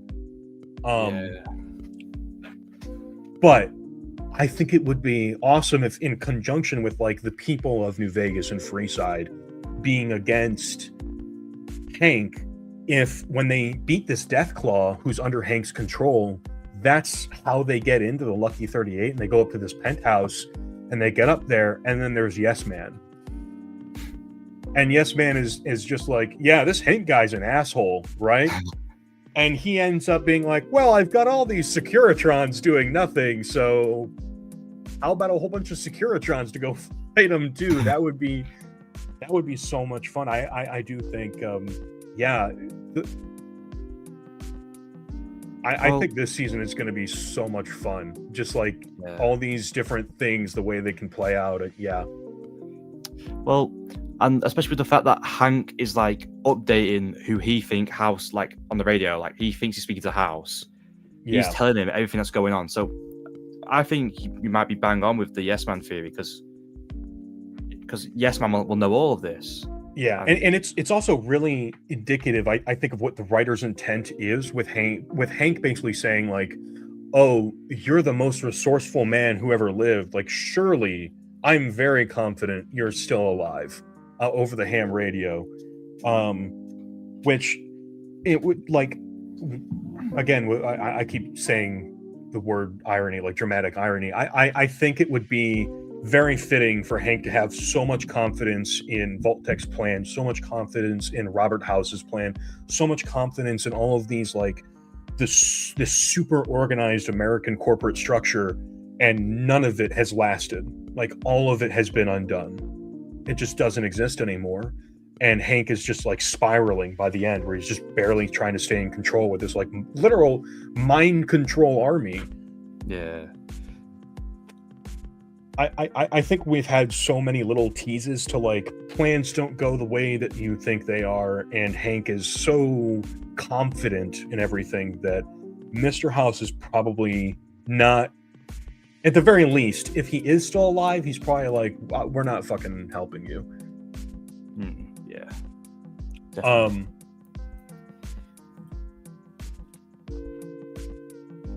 Let me keep going. I think we wrapped that up nicely, especially with the mind control Deathclaw thing. I think you're bang on. I also think it's interesting. The Vault 33 and Vault 32 are like totally spiraling out of control now. Like, nobody's happy. The scene with Steph, like she's talking to what's the old guy's name? Davey. I think it's Davey. Yeah, something like that. She's like, that Davey. Oh, we love that Davey. And I'm maybe some signage, a committee on signage. Like, I just think it's their plan is like Vault-Tec's plan. So Steph came from Vault 31. Norm and Hank, or not Norm, Norm and Chet talk about that. How Steph is from Vault 31. I think that's towards the end of season 1 when they're when they're like, when she gets appointed to be overseer of Vault 32, they're like, she's from Vault 31, and that's, I think, what gives Norm the idea to go see what's going on in Vault 31.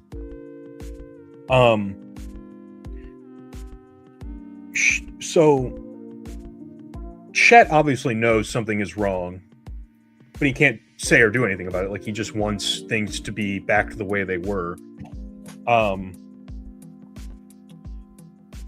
They're not able to control people the way that they thought they were able to, and I think that's pretty clear. Especially from the overseer. I'm sorry, I don't know any, but I'm so bad with names. The Vault 33 overseer, her just being like she's just obviously so stressed and pissed with everything that's going on, and their water chip, classic Fallout water chip's not working. And they're all going to die of dehydration, and then inter-vault communications are broken, so they there's no communication between the 3 vaults. It's just so interesting the way that everything's getting fucked up. And then there's also, like you said, in the coming up on this season, there's a scene where we can see Norm is leading out a whole bunch of people from the vault. I think they all had 31s on their back too. Yeah, they did, yeah. And they're like looking over the ruins of Santa Monica. Obviously, shit's not gonna go well for the vaults this season either. And like, Steph obviously is like spiraling. She's like stabs the fucking table. She's like slitting the throat of the orange. And she's like, I'm gonna fucking, like, are we having an argument right now?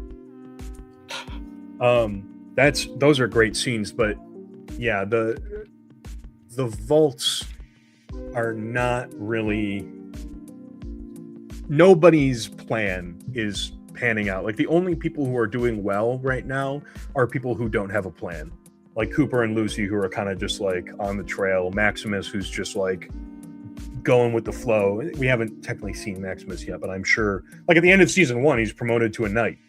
Like, I'm sure he's doing just fine right now, kind of just coasting and being like, we got to figure out what we're doing.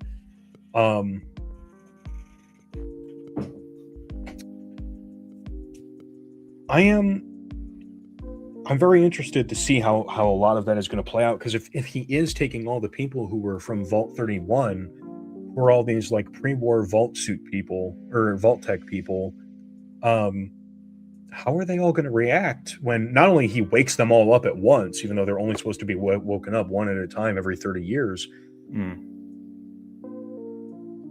What are they going to do when they go, when not only they're all woken up at once, but then they all come out in different, a completely different setting? Like, it truly is the worst case scenario for them. Yeah, I feel like with that, they have no choice but to really like listen to Norm. Yeah, just like even Norm doesn't know what's going on. Like, I think that's the first time Norm has stepped outside too. Yeah, it will be.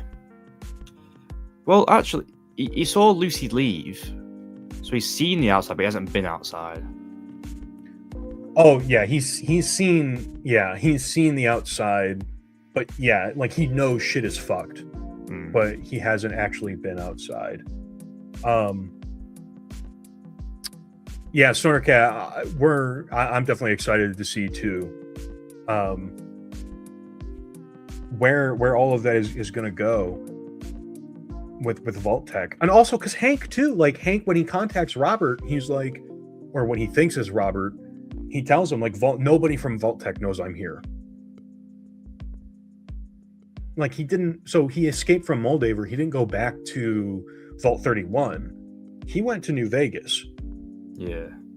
And he tells him like, nobody from Vault Tech knows that I'm here. So is Hank also abandoning Vault Tech?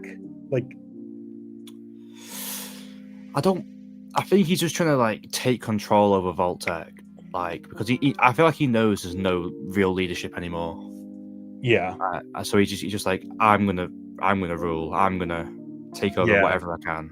Yeah, and like, because too, he would be like, yeah, like Vault Tech clearly is unable to rule, and also like the brain jar guy,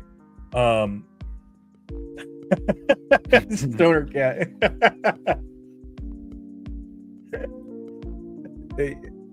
I don't think so, but that would be a twist for sure.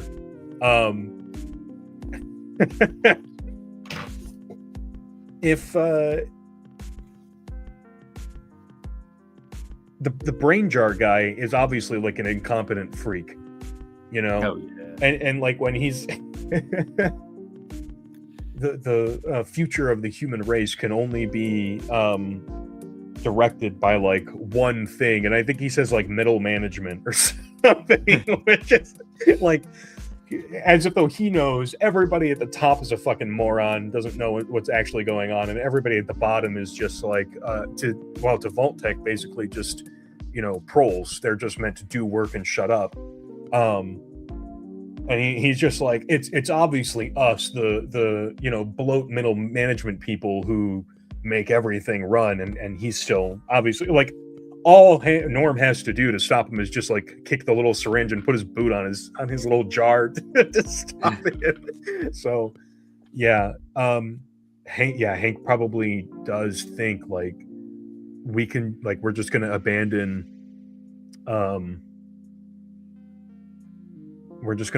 that because what else is there, you know? Yeah. I thought yes. I thought the same thing too when he went up there and he was like, you know, you're right, I only have two rational decisions, but I have so many irrational decisions. I thought he was just going to go over there and eat the brain. That is exactly, I was like, oh, he's the whole time I was watching, he's like, you're going to run out of food, Norm. Or yeah, you're going to run out of food, Norm. And I was thinking like, Norm, go eat the brain. Just go eat his brain. I'm glad that he doesn't, because that would be, or maybe, well, he could still eat the brain. I keep flipping through my notes. Blah blah blah blah blah blah blah blah blah. Yeah, we already talked about. So yeah, the Vault 24 Mind control devices look like the ones the Enclave uses, and we talked about that. I do like the when Hank is in the big bunker.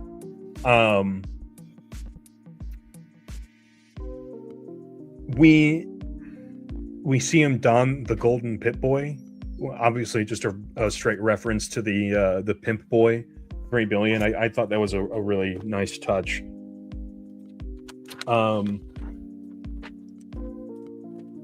It is kind of unfortunate that like somebody posted a video, a little reel on Instagram. I can't remember who it was, but it was TKS Mantis posted a little video talking about how it was like the thumbnail just said Hank puts on the Pimp Boy 3 billion. And obviously, and in the little video that he makes, he explains like, how it's a reference to this thing that was in New Vegas, which is just a nice little Easter egg because it's the Fallout New Vegas season. And there were so many people in his comment section right underneath that were just like, clearly had watched maybe 2 seconds of it before going into the comments and just being like, TKS Mantis, you fake fan, that's not the Pimp Boy 3 billion, it's the wrong one. Ah! Yeah, I was just going here, I was like, oh my god. I'm reading the comments right now, I'm just like, wow. Yeah, like it makes me kind of sad because it's like how many people opened up season 2 of Fallout and saw that Novak, like Dinky the dinosaur, was just turned the wrong way, and then we're just like, I can't believe they've done this. Oh, what the hell? It's so I really hope that that the Fallout community at large is better than that. I think we've touched on everything in the show now. We've touched on Norm leading all the way up to Norm unfreezing everybody. I think it was Stoner Cat. Stoner, did you ask about will we get super mutants in season 2? I'm gonna let if Mysterious Stranger wants to go first on that and give his opinion. Yeah, I don't see how we don't. Yes, we do. It's in the trailer. Oh, it's in the trailer. Okay, hold on. Which trailer? I'm gonna look it up. I'm gonna pull it up on YouTube here real fast. It's like one of the first ones, and it's Marcus. Are you serious? We see Marcus? Yeah. Well, you know, right. It's heavily implied it's Marcus. I sent it to the group chat. Oh, my screen is turned off. Sorry. Let me just get my screen back. Fallout season 2. And I thought it was a mole miner from 76, like a flashback to the ghoul being in West Virginia because of the new DLC. But I sent it and I got a lot of messages saying no, it's actually Marcus, because you hear a second afterwards it's Marcus, and Ron Perlman was at the season 2 premiere, so everyone's thinking that he will play Marcus. Oh shit. Okay, which I'll have a look. Do you know what the timestamp was? I've got it here. I'll see if I can feed YouTube directly into. It's about halfway through. It's like he's like being dragged by a hooded figure, and that's a super mutant. And it's pretty much confirmed because we've seen you can hear Marcus. It's just there's a war coming. No, that's Max. That's not. Hold on. I think that's a Brotherhood Steel guy. The screen goes black, and then, but you see him he's being dragged. The ghoul's being dragged in the cage. That's a super mutant, 100%. And about 20 people had to tell me that because I was convinced it was a mole miner. the mole man theory. That is funny. I must have missed. Is it the teaser or the official trailer? Let me have a look. It's quite a long one. Fallout. Let's have a look. Oh, I think I found it. I think it's in the teaser. Yeah, I'm not seeing it in the. Oh no, it's not the teaser. It's in the official, I believe. Oh no, where is it? He's a hooded figure with like in like the forest looking area. Yeah. And he's got the little. It's pretty much confirmed we will see a super mutant. I'm 98% sure it's Marcus, but it could be anyone. It could be, who knows, a new one perhaps. Maybe Thaddeus turns into one. We don't know. But... Let me see if I can't get that on screen here to show people. Let's see here. Fuck. Oh, I don't know how to use StreamYards. Let's see here. Oh, here we go. Share screen. Share screen sharing is easy. Yeah, blah blah blah. Okay. Share screen. Season 2 official trailer. Share. And let's see here. Head to stage. I'm gonna change the way this is laid out. Oops. There we go. Oh, there we are. Okay, full screen. So I think this is what you're talking about, right? Yes, this is the scene. I've kept myself alive for one reason. Shit, I clicked the wrong. Oh god. There we go. Okay. Like it looks like a mole man in my opinion. It does look like a mole man and like the hooded thing, but if there is going to be a super mutant, you are 100% right that it would be Marcus is obviously the best choice. Definitely. Like of all the super mutants that we meet in the Fallout universe, it's like Marcus has got to be by far and away the most iconic. Damn it.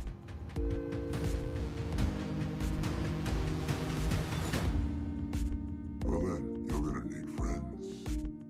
Yeah, that is a super mutant voice. War coming.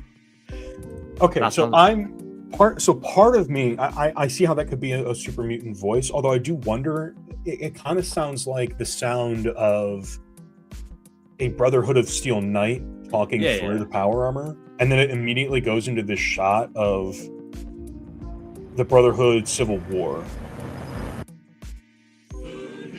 So, and I'm not saying that they're wrong when they say that, because it could be either or. Let me see. Let's see if I can find a thing of Marcus talking. Fallout 2 for Fallout New Vegas Marcus.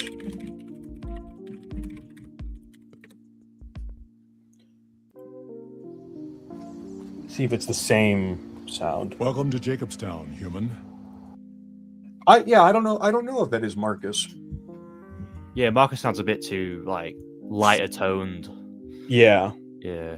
I do think it. I don't know, because I was heavily corrected, so I've sort of been like obliged to agree. But I don't think that that's Marcus speaking in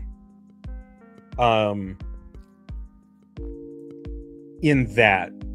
But Marcus is a Vault-Tec super mutant. Like he was what? Because like okay, I don't know how familiar you are with Fallout. I don't know how familiar you are with like the lore of super mutants in Fallout 1 and 2. I'm not as well known of the early games, but I know pretty much stuff. So in Fallout 1 and 2, the reason the Master is going around, or I'm sorry, just in Fallout 1, the reason the Master is invading all these vaults and taking all their people, which is why in like the second act of the game for Fallout 1, you find out about the super mutant threat, and you bring the water chip back and you save Vault 13 from the water crisis, but now the Overseer knows about this mutant threat, and they're like, well, you have to go take care of this mutant threat. The reason they're going after the vaults is because the Master has realized that the FEV doesn't work well unless it's done on a purebred human, meaning no wasteland radiation. And so Marcus, I'm pretty sure is let's just check. Is Marcus from a vault? I want to make sure I'm correct on this before I start spouting nonsense. Wasn't originally from a volume and created by a master from humans, likely from a settlement near blah blah blah. Let me go to the Fallout wiki because I could be wrong. My understanding was that the way that super mutants were created, you had to use a purebred human to get a intelligent super mutant. Yeah. Otherwise, if they were affected by radiation, they would be what Tabitha calls like a dum-dum. Yeah. The Gen 2 super mutants aren't that intelligent. Let me find out. Let's go to the Nukipedia.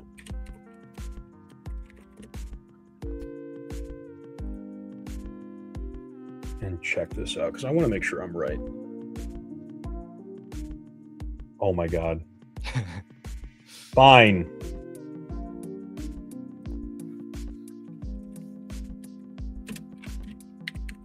Fucking I remember when you used to be able to use Nukipedia without 6,000 pop-ups.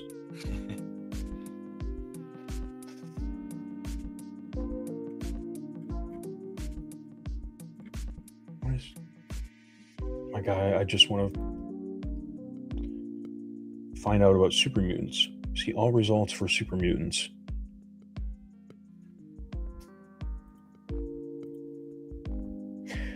Okay, how about we go to the Fallout wiki instead? Can I... Holy...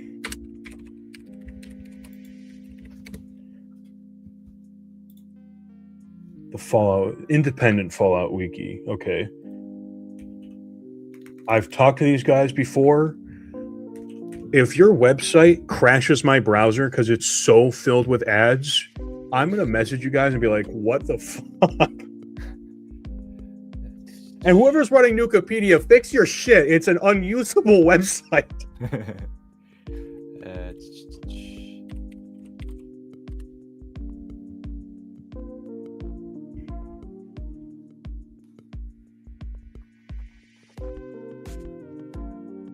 It doesn't really say anything about I don't. Oh, your wiki looks completely different to mine. I'm not on Nukipedia. You're probably on Nukipedia. I'm on the independent one, but mine's completely different. Interesting. Overview, super mutant. Super mutant is a general term referring to humanoid mutants created by exposing a human to a variant of the forced evolutionary virus. The resulting hulking mutants typically possess exceptional strength, endurance, resistance, or immunity to disease and radiation. This was modified intelligence, originally introduced in Fallout as a unique mutant menace led by the Master. Super mutants have appeared in every game since in several varieties and playing a variety of roles.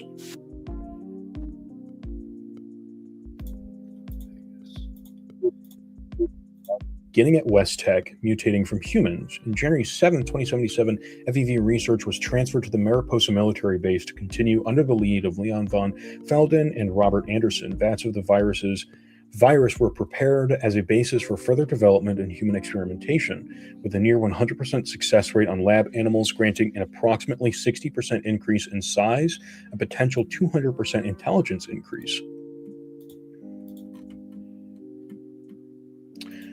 Maybe this is where dum-dums are introduced, as was in Fallout New Vegas.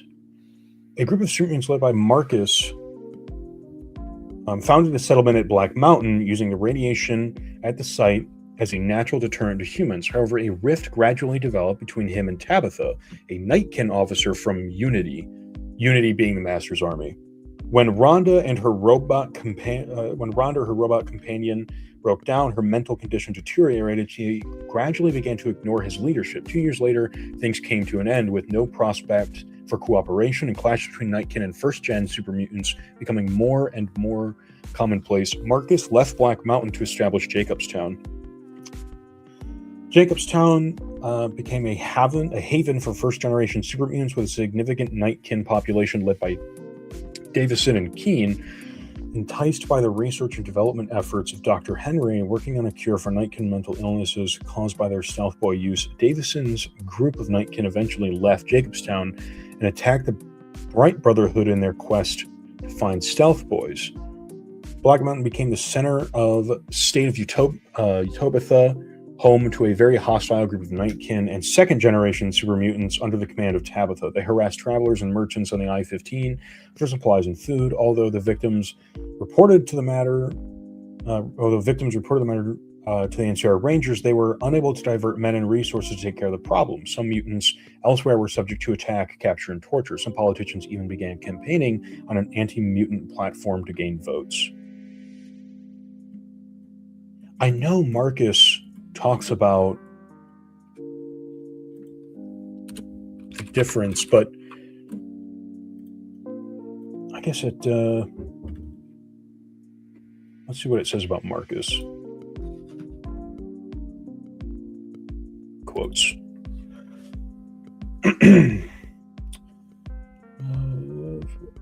Went north to destroy muties. We touched them for a while, probably a day or two. After a while, we just started laughing.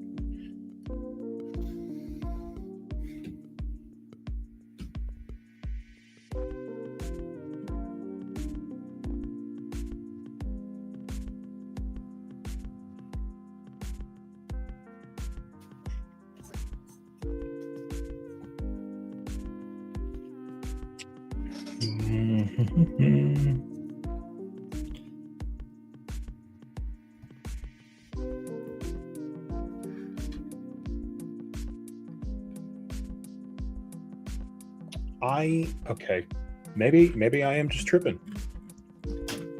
Anyway, Marcus is like an intel. I don't even remember why I was looking for that quote, but anyways, the thing I wanted to talk about with regards to that. So, okay, Marcus. Oh, I know why. The ghoul is telling Marcus, supposedly Marcus, in that trailer bit there, that they are looking like he's been surviving since the was the what he said to him. To find my family. Is that what he says? I've kept myself alive for one reason. To find my family. Yeah, I do wonder if he's talking to Marcus in that scene. But and then obviously Marcus has Marcus has been alive since Fallout 1, which took place in like 2261, or I'm sorry, 2161, not 22. Jesus Christ, 2161 or 2163, and he would have already been alive for like at least 20 years before that, if not longer. Yeah. I guess I can use Google's Gemini. Let's see if Google's Gemini, fucking slop AI, can answer this.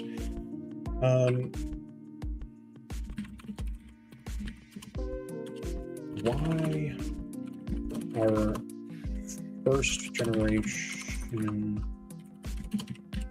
mutants smarter than second gen?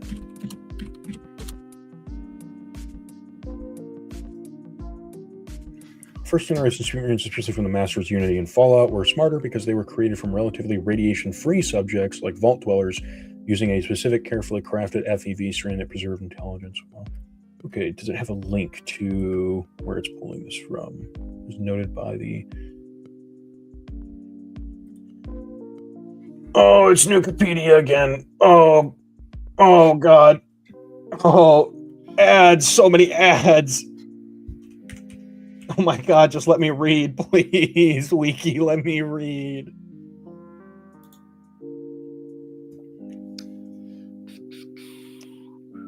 Super Mutant first generation, first created by the Master. There are a few of these ugly bastards still wandering the wasteland. Wow, this is an anti-mutant for sure.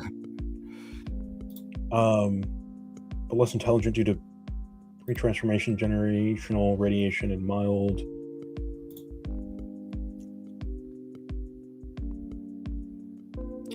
Okay, yeah. Okay, so yeah, first generation mutants are intelligent because they were like radiation free, and second generation super mutants are all morons because they're all mutated and shit. God, I gotta get out of this. It's literally freezing my screen. Holy. Okay. Let's get rid of this. So there is a track from Fallout 2 or from Fallout Season 2 that's titled Strength and Unity. And beyond just so what you said about we know there's going to be super mutants because we see them, I didn't even know about that. The reason I think there was going to be super mutants is because of the Tabitha Marcus conflict and the name of the song Strength and Unity, which I'm not going to play it here for copyright reasons because, you know, Amazon is a bitch, but I have no doubt in my mind whatsoever that Strength and Unity refers to one of two things: either the Brotherhood of Steel Civil War or the Super Mutant Project Unity. It's got to be one of the two. Yeah. If you've heard the song, have you heard the song? I don't believe I have, no. Okay. It has a lot of very eerie sounds in it. If you want to listen to it real fast while we're going, and you can tell me what you think. Okay. If Amazon wasn't such a pain in the ass, I would just play it over the stream. But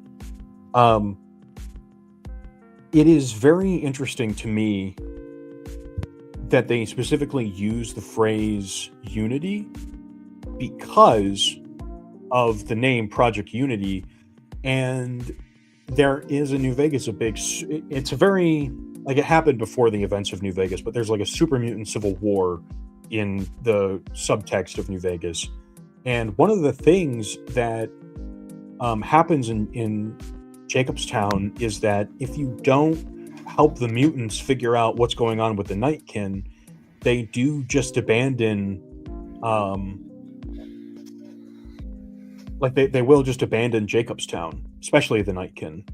And I think the Nightkin might end up bringing a lot of the dumber mutants with them too. And then, you know, obviously there's Tabitha too, who's a Nightkin, and maybe they just go back to her.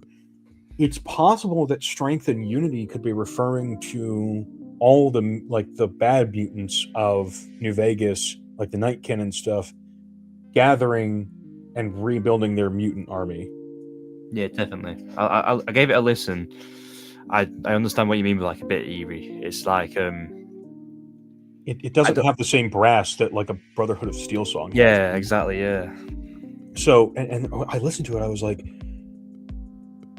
it would make a lot of sense for it to be a Brotherhood thing, because obviously we know about the Brotherhood of Steel Civil War. So, okay, cop-out answer is it's about the Brotherhood of Steel, but I'm just like, my mind is racing about like Super Mutant Army 2.0, and we know Bethesda loves to like do the whole like, oh, we're gonna, you know, something happened in Fallout 1 or 2, we're gonna reuse it in one of our games or one of our pieces of media, like the Enclave, the Super Mutants. I think I said it before, and like the Super Mutants are independently created, I think like 4 different times in the games. Like in Fallout 1, they're created by the Master.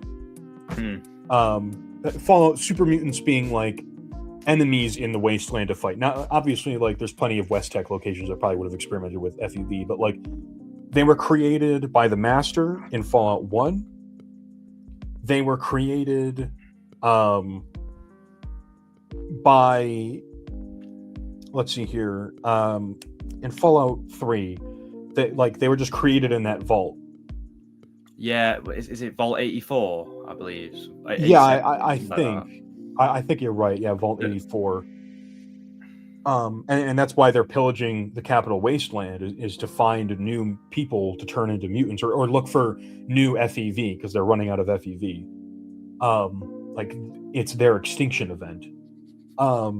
In Fallout 4, they're created by the Institute, and then in Fallout 76, they're like just kind of like, you know, created by West Tech, and they're just like ravaging the wasteland. So they've they've come to exist 4 separate times. The Enclave is still in Fallout 3. They love to retread stuff from the earlier games. I think the showrunners would probably love to do something with that. And if Hank is like, let's say Hank is killed, and we already know. I'm pretty sure we know there's going to be like they're already planning a season 3, right? Yeah. So we know there's going to be a season 3. I doubt that they're going to leave Hank as the villain for Fallout season 3. What if the next villain for Fallout season 3 is going to be mutants, like a mutant army that they have to stop? Ooh. That could be good. I mean, it would be interesting because, well, I don't see Hank living past this season or like being a threat after this season. So, like in my head, I feel like they're going to keep heading east and just like going that way. Yeah. So it's going to be either like a raid group or, as you said, mutants. I think most likely be mutants. It could also be the Legion. Oh, yeah. Because we did see there is, and we don't see the Legion. Like, we know Lucy gets captured by the Legion. Or, hey, okay, let me ask you this. Mutant stuff, I think we both agree. There's going to be mutants, and Strength and Unity teases potentially some mutant stuff, right? Yeah. Strength and Unity could also, but I know that in the VOD version of this, if people come across this and they're like, they're gonna watch it and they're gonna be like, you idiot, like Marcus was a part of Project Unity, like of course his theme is gonna reference Project Unity. So that could be it could just be referencing Project Unity in Marcus's past. I'll give you that, but let me just run with my conspiracy theories, okay? What do you think the state of the Legion is right now in Fallout Season 2? They're not as strong as they were. I feel like they've been pushed back a little bit, but they've sort of... Well, we see there's a lot of them still. They have a camp. They have power by numbers, but I don't know if how do I say it? I don't know if they're going to be as good as they were in organization, in everything. There's going to be something wrong with them. Right. Do you think that the state the Legion is in is going to be like Ulysses or Graham points out, which is that like without Caesar, they will just shatter back into the tribes that they used to be? Or it's like they'll become splintered factions, that Caesar is the only thing holding them truly together.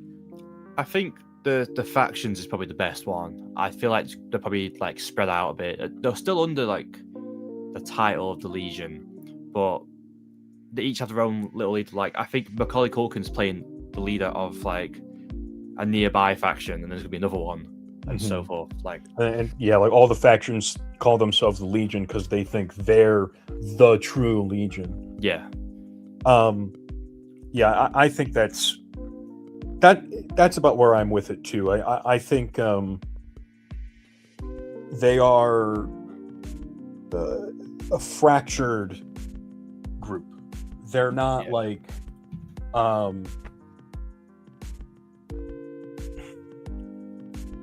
they're not like truly still put together. I do wonder, so okay, if it's not going to be mutants, surely it might be the Legion as the next enemy, because going into season 2, and my God, we're so ahead of ourselves talking about season 3. We have one episode of season 2, but I'm having fun with this. The idea that like if the Legion are introduced, we also have the Brotherhood of Steel to deal with, which they're having a civil war. We know about the Commonwealth coming. Is like, who's the person that talks to Maximus in the trailer about the Commonwealth coming? They're from season 1, right? Yeah, that's the one where they put the razor blades in the shoe. Yeah. I don't remember if that's supposed to be. I can't tell if they're what their gender is, if they're like a more effeminate guy or a more masculine woman, or like whatever they're, non-binary or whatever they are. But so but yeah, that person says the Commonwealth is coming to destroy us, and I could just look up who the actor is who plays that person.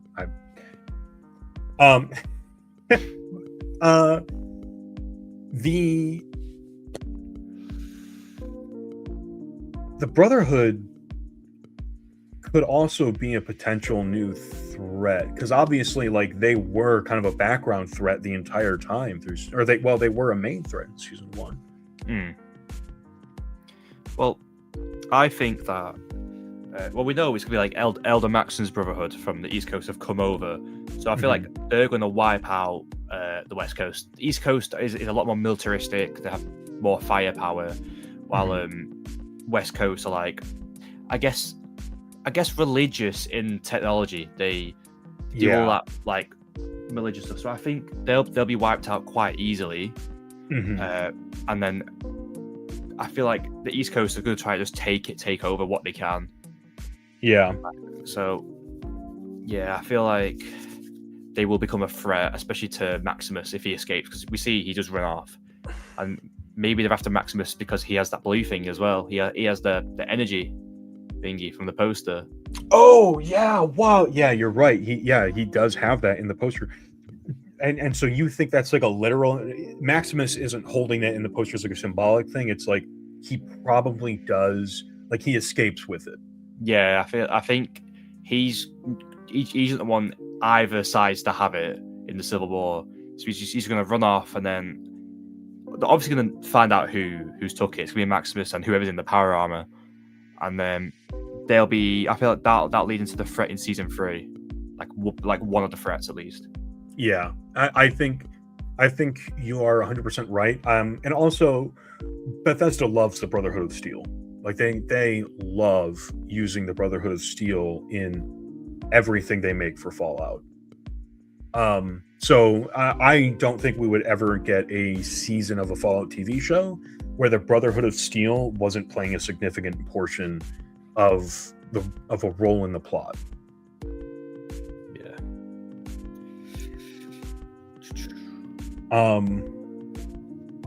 I think before we can speculate any more on who's going to be a villain going forward, we're just going to have to wait and see.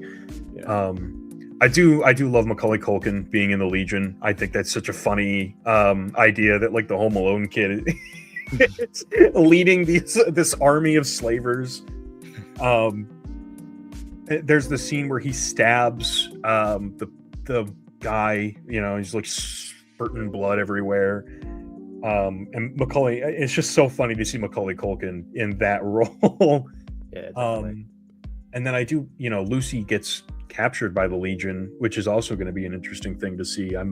There's so much in that trailer. I was surprised that we saw Novak so early, because like I said, I thought that the first episode was going to be at least half of them just like meandering through the desert, down the long 15. And obviously, like first scene we get, they're just in Novak, escaping the cons. So, and I also want to say, I don't know if I said earlier, the way they translated the cons from New Vegas into live action was awesome. They looked incredible. They looked so good. Yeah, really good rendition.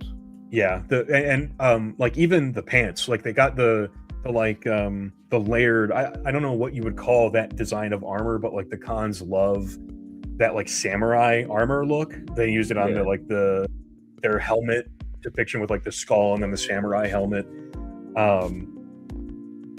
They did such an awesome job translating them. I love that so much. They did such an amazing job. I do wonder if they're going to keep coming back. I feel like they will. I feel like I can't imagine. Yeah, like Novak can't be the only spot that they're at. Like, yeah. Like we saw like what 5 or 6 of them. There's gonna be a lot more. Yeah, like they killed. Yeah, they probably killed on screen like 7 or 8 of them, and there's no way the Great Khans are just made up of like 7 or 8 Khans. So, Yeah, I'm excited to Definitely. see all the different factions of New Vegas because we know we're gonna. I mean, we know we're gonna see. We know we're gonna see the NCR, and I don't know how we've gone an hour, almost 2.5 hours, and we haven't even brought up what the NCR's position there is going to be. There's just so much that I'm so excited to see, and just from what I saw in episode 1, I think they're going to do such an amazing job adapting all the source material into this live action version, especially with like the NCR in season 1 looked nothing like the NCR in New Vegas, right? Like Oh they yeah, looked totally different. Like they were wearing like they were wearing like cosplay body armor that you could yeah. like buy on Amazon, which I don't blame them for doing. Why were there the King's Ghouls? That's a good question. That is. I don't know. So one of like the producers did say like some factions are going to have it better than others, and some factions are going to have it worse. Well, I have a theory about the Kings that I've seen a few times that they've tried to immortalize themselves by turning themselves into ghouls. Because I forgot what it was. Something to do with Elvis, and he's like they wanted to keep their ideology flowing for the rest of the time. Mhm. It was on like Reddit or something. It was really well detailed, but I'm doing a really bad translation of it. But I think they've done it on purpose because Freeside isn't that bad to where they've become ghouls. Right, and there's no source of radiation in the region of Exactly. like New Vegas is a very well preserved city. What the closest there is big radioactive spots in New Yeah, Vegas. There's one But- near Camp Golf. That's not too far away, but that's still quite far out the way. Just Yeah. There's a closer one on the highway that goes towards where like Shady Sands used to be in Fallout like 1 and 2. Mm. There's a giant crater. It's how they like New Vegas has a lot of invisible walls, but the borders of the map are usually defined by like mountains or something like that, or big giant pits, and they use like a giant nuclear crater in the north by Jacobstown. It's in the or the Horowitz farmstead.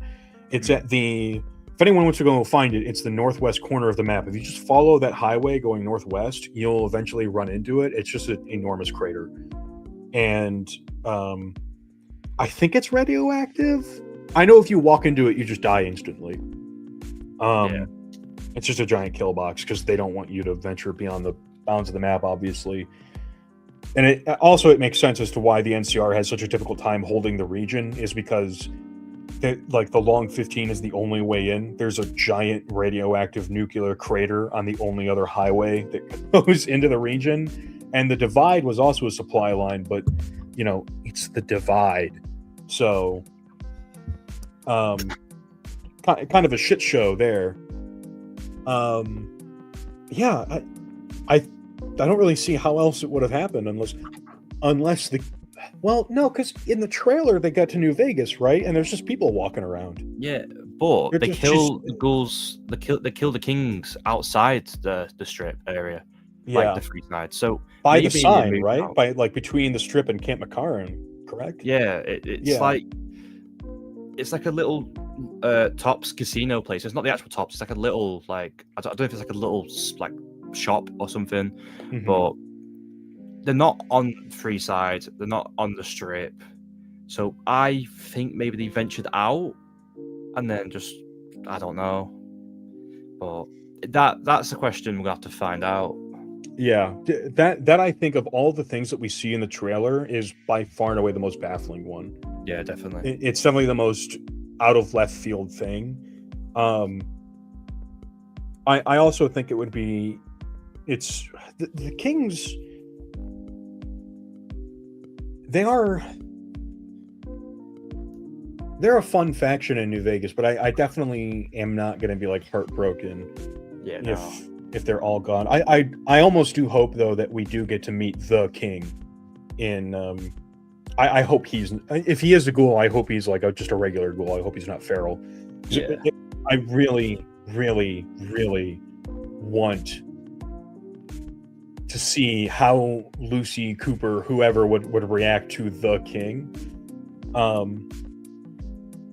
also don't know, like, how do you think Cooper has visited New Vegas before? No, I don't actually, because when there's like a little scene where he looks at the gate and he's looking shocked. He's been to the New Vegas area, but maybe he wasn't there to go to Vegas itself. He was just there because he's been to Novak, obviously. Yeah. Well, and this gets into what I said about like the nature of, so Mr. House was comatose for a long time. New Vegas as a city only sprung up during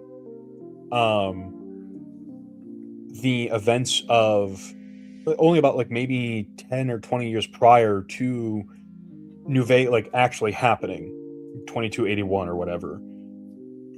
It's possible maybe Cooper did visit the region and he was actually on the Strip, but it was when it was just like tribes, like the cannibal tribes, the chairman, like, you know, all of that. Maybe he wasn't he in the ground? Like, doesn't he just like get put in the ground for like years and then he like just kind of wakes up? Yeah, I think it was. Do you remember that sheriff guy from the first season? Yeah, he would wake him up every like 20-something years to just do bounties for him and like do jobs for him. Yeah, so, and I think he was he's not been walking around for the last 200 years. He's been asleep for at least half of it. Yeah, he's been in and out of consciousness. Yeah. And when we find him, he's under punishment for doing something. That's why, like, he wasn't going to be let out for a long time, but then those people came to like grave rob him. Oh yeah, you're right.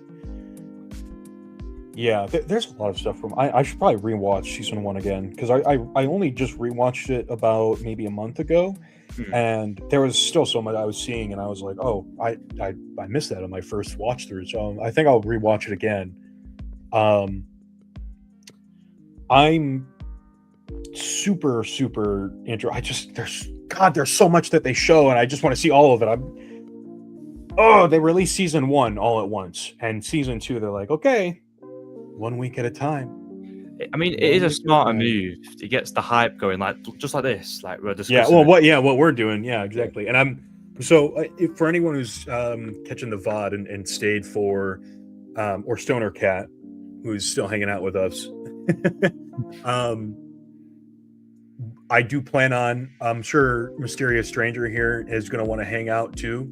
But we are going to be doing episode 2 when probably this like Friday, Saturday, Sunday, after after episode 2 drops, we're going to be doing the exact same thing, and we're going to have way more to talk about because I'm sure episode 2 is going to be fucking awesome. And they're going to go to Prim. They're going to Prim, baby. I can't wait to see that. I can't wait. I know that they said they don't want to, step on the toes of players' decisions, but I'm personally really hoping we see Prim Slim. I want to see Prim Slim so bad. Or Fisto, who's the like doctor character who had the talk show. I need to watch those, but I know he had Fisto on, which was he did, yeah, it was really funny. I need to watch that because oh my god. But yeah, Stoner Cat, we're gonna be back episode 2 when we should have more people who are creators on Instagram. We're gonna have a couple more today, but they had some personal stuff going on, and so obviously they have to attend to that first. But in the coming weeks, as we keep doing this, I do anticipate we're gonna have at least guests who are gonna come on and talk about this. So keep coming back. Subscribe, like it, and then I know Mysterious Stranger, if you have a channel, I know like YouTube does the same thing with Instagram where stuff can be cross-posted. Yeah. And I think I can put you on the stream too. We can stream to both of our channels at the same time if that's something you want to do. But we're gonna keep doing this. Yep, we're gonna do this, and as long as they're making Fallout stuff, even if like after season 2 ends, as long as there's stuff going on in Fallout, I want to keep doing this because this has definitely been fun. Definitely. I don't think there's much else to talk about. I think we've exhausted everything that we saw. We've talked about a lot of theories. The only one we haven't been able to pin down is like the ghouls, except for what you said, that they want to live forever, which is a fun idea, that like they accidentally just made themselves all feral ghouls. that would be hilarious. But or maybe they took a field trip to Camp Searchlight. Who knows? It would be really funny if they got kicked out of New Vegas and had to go find a place to settle down. They're like, well, this Camp Searchlight place is empty. And they got there, like, this place is hell. We got to go back. And by then it was too late. They made it barely to the New Vegas trip, and they're all feral.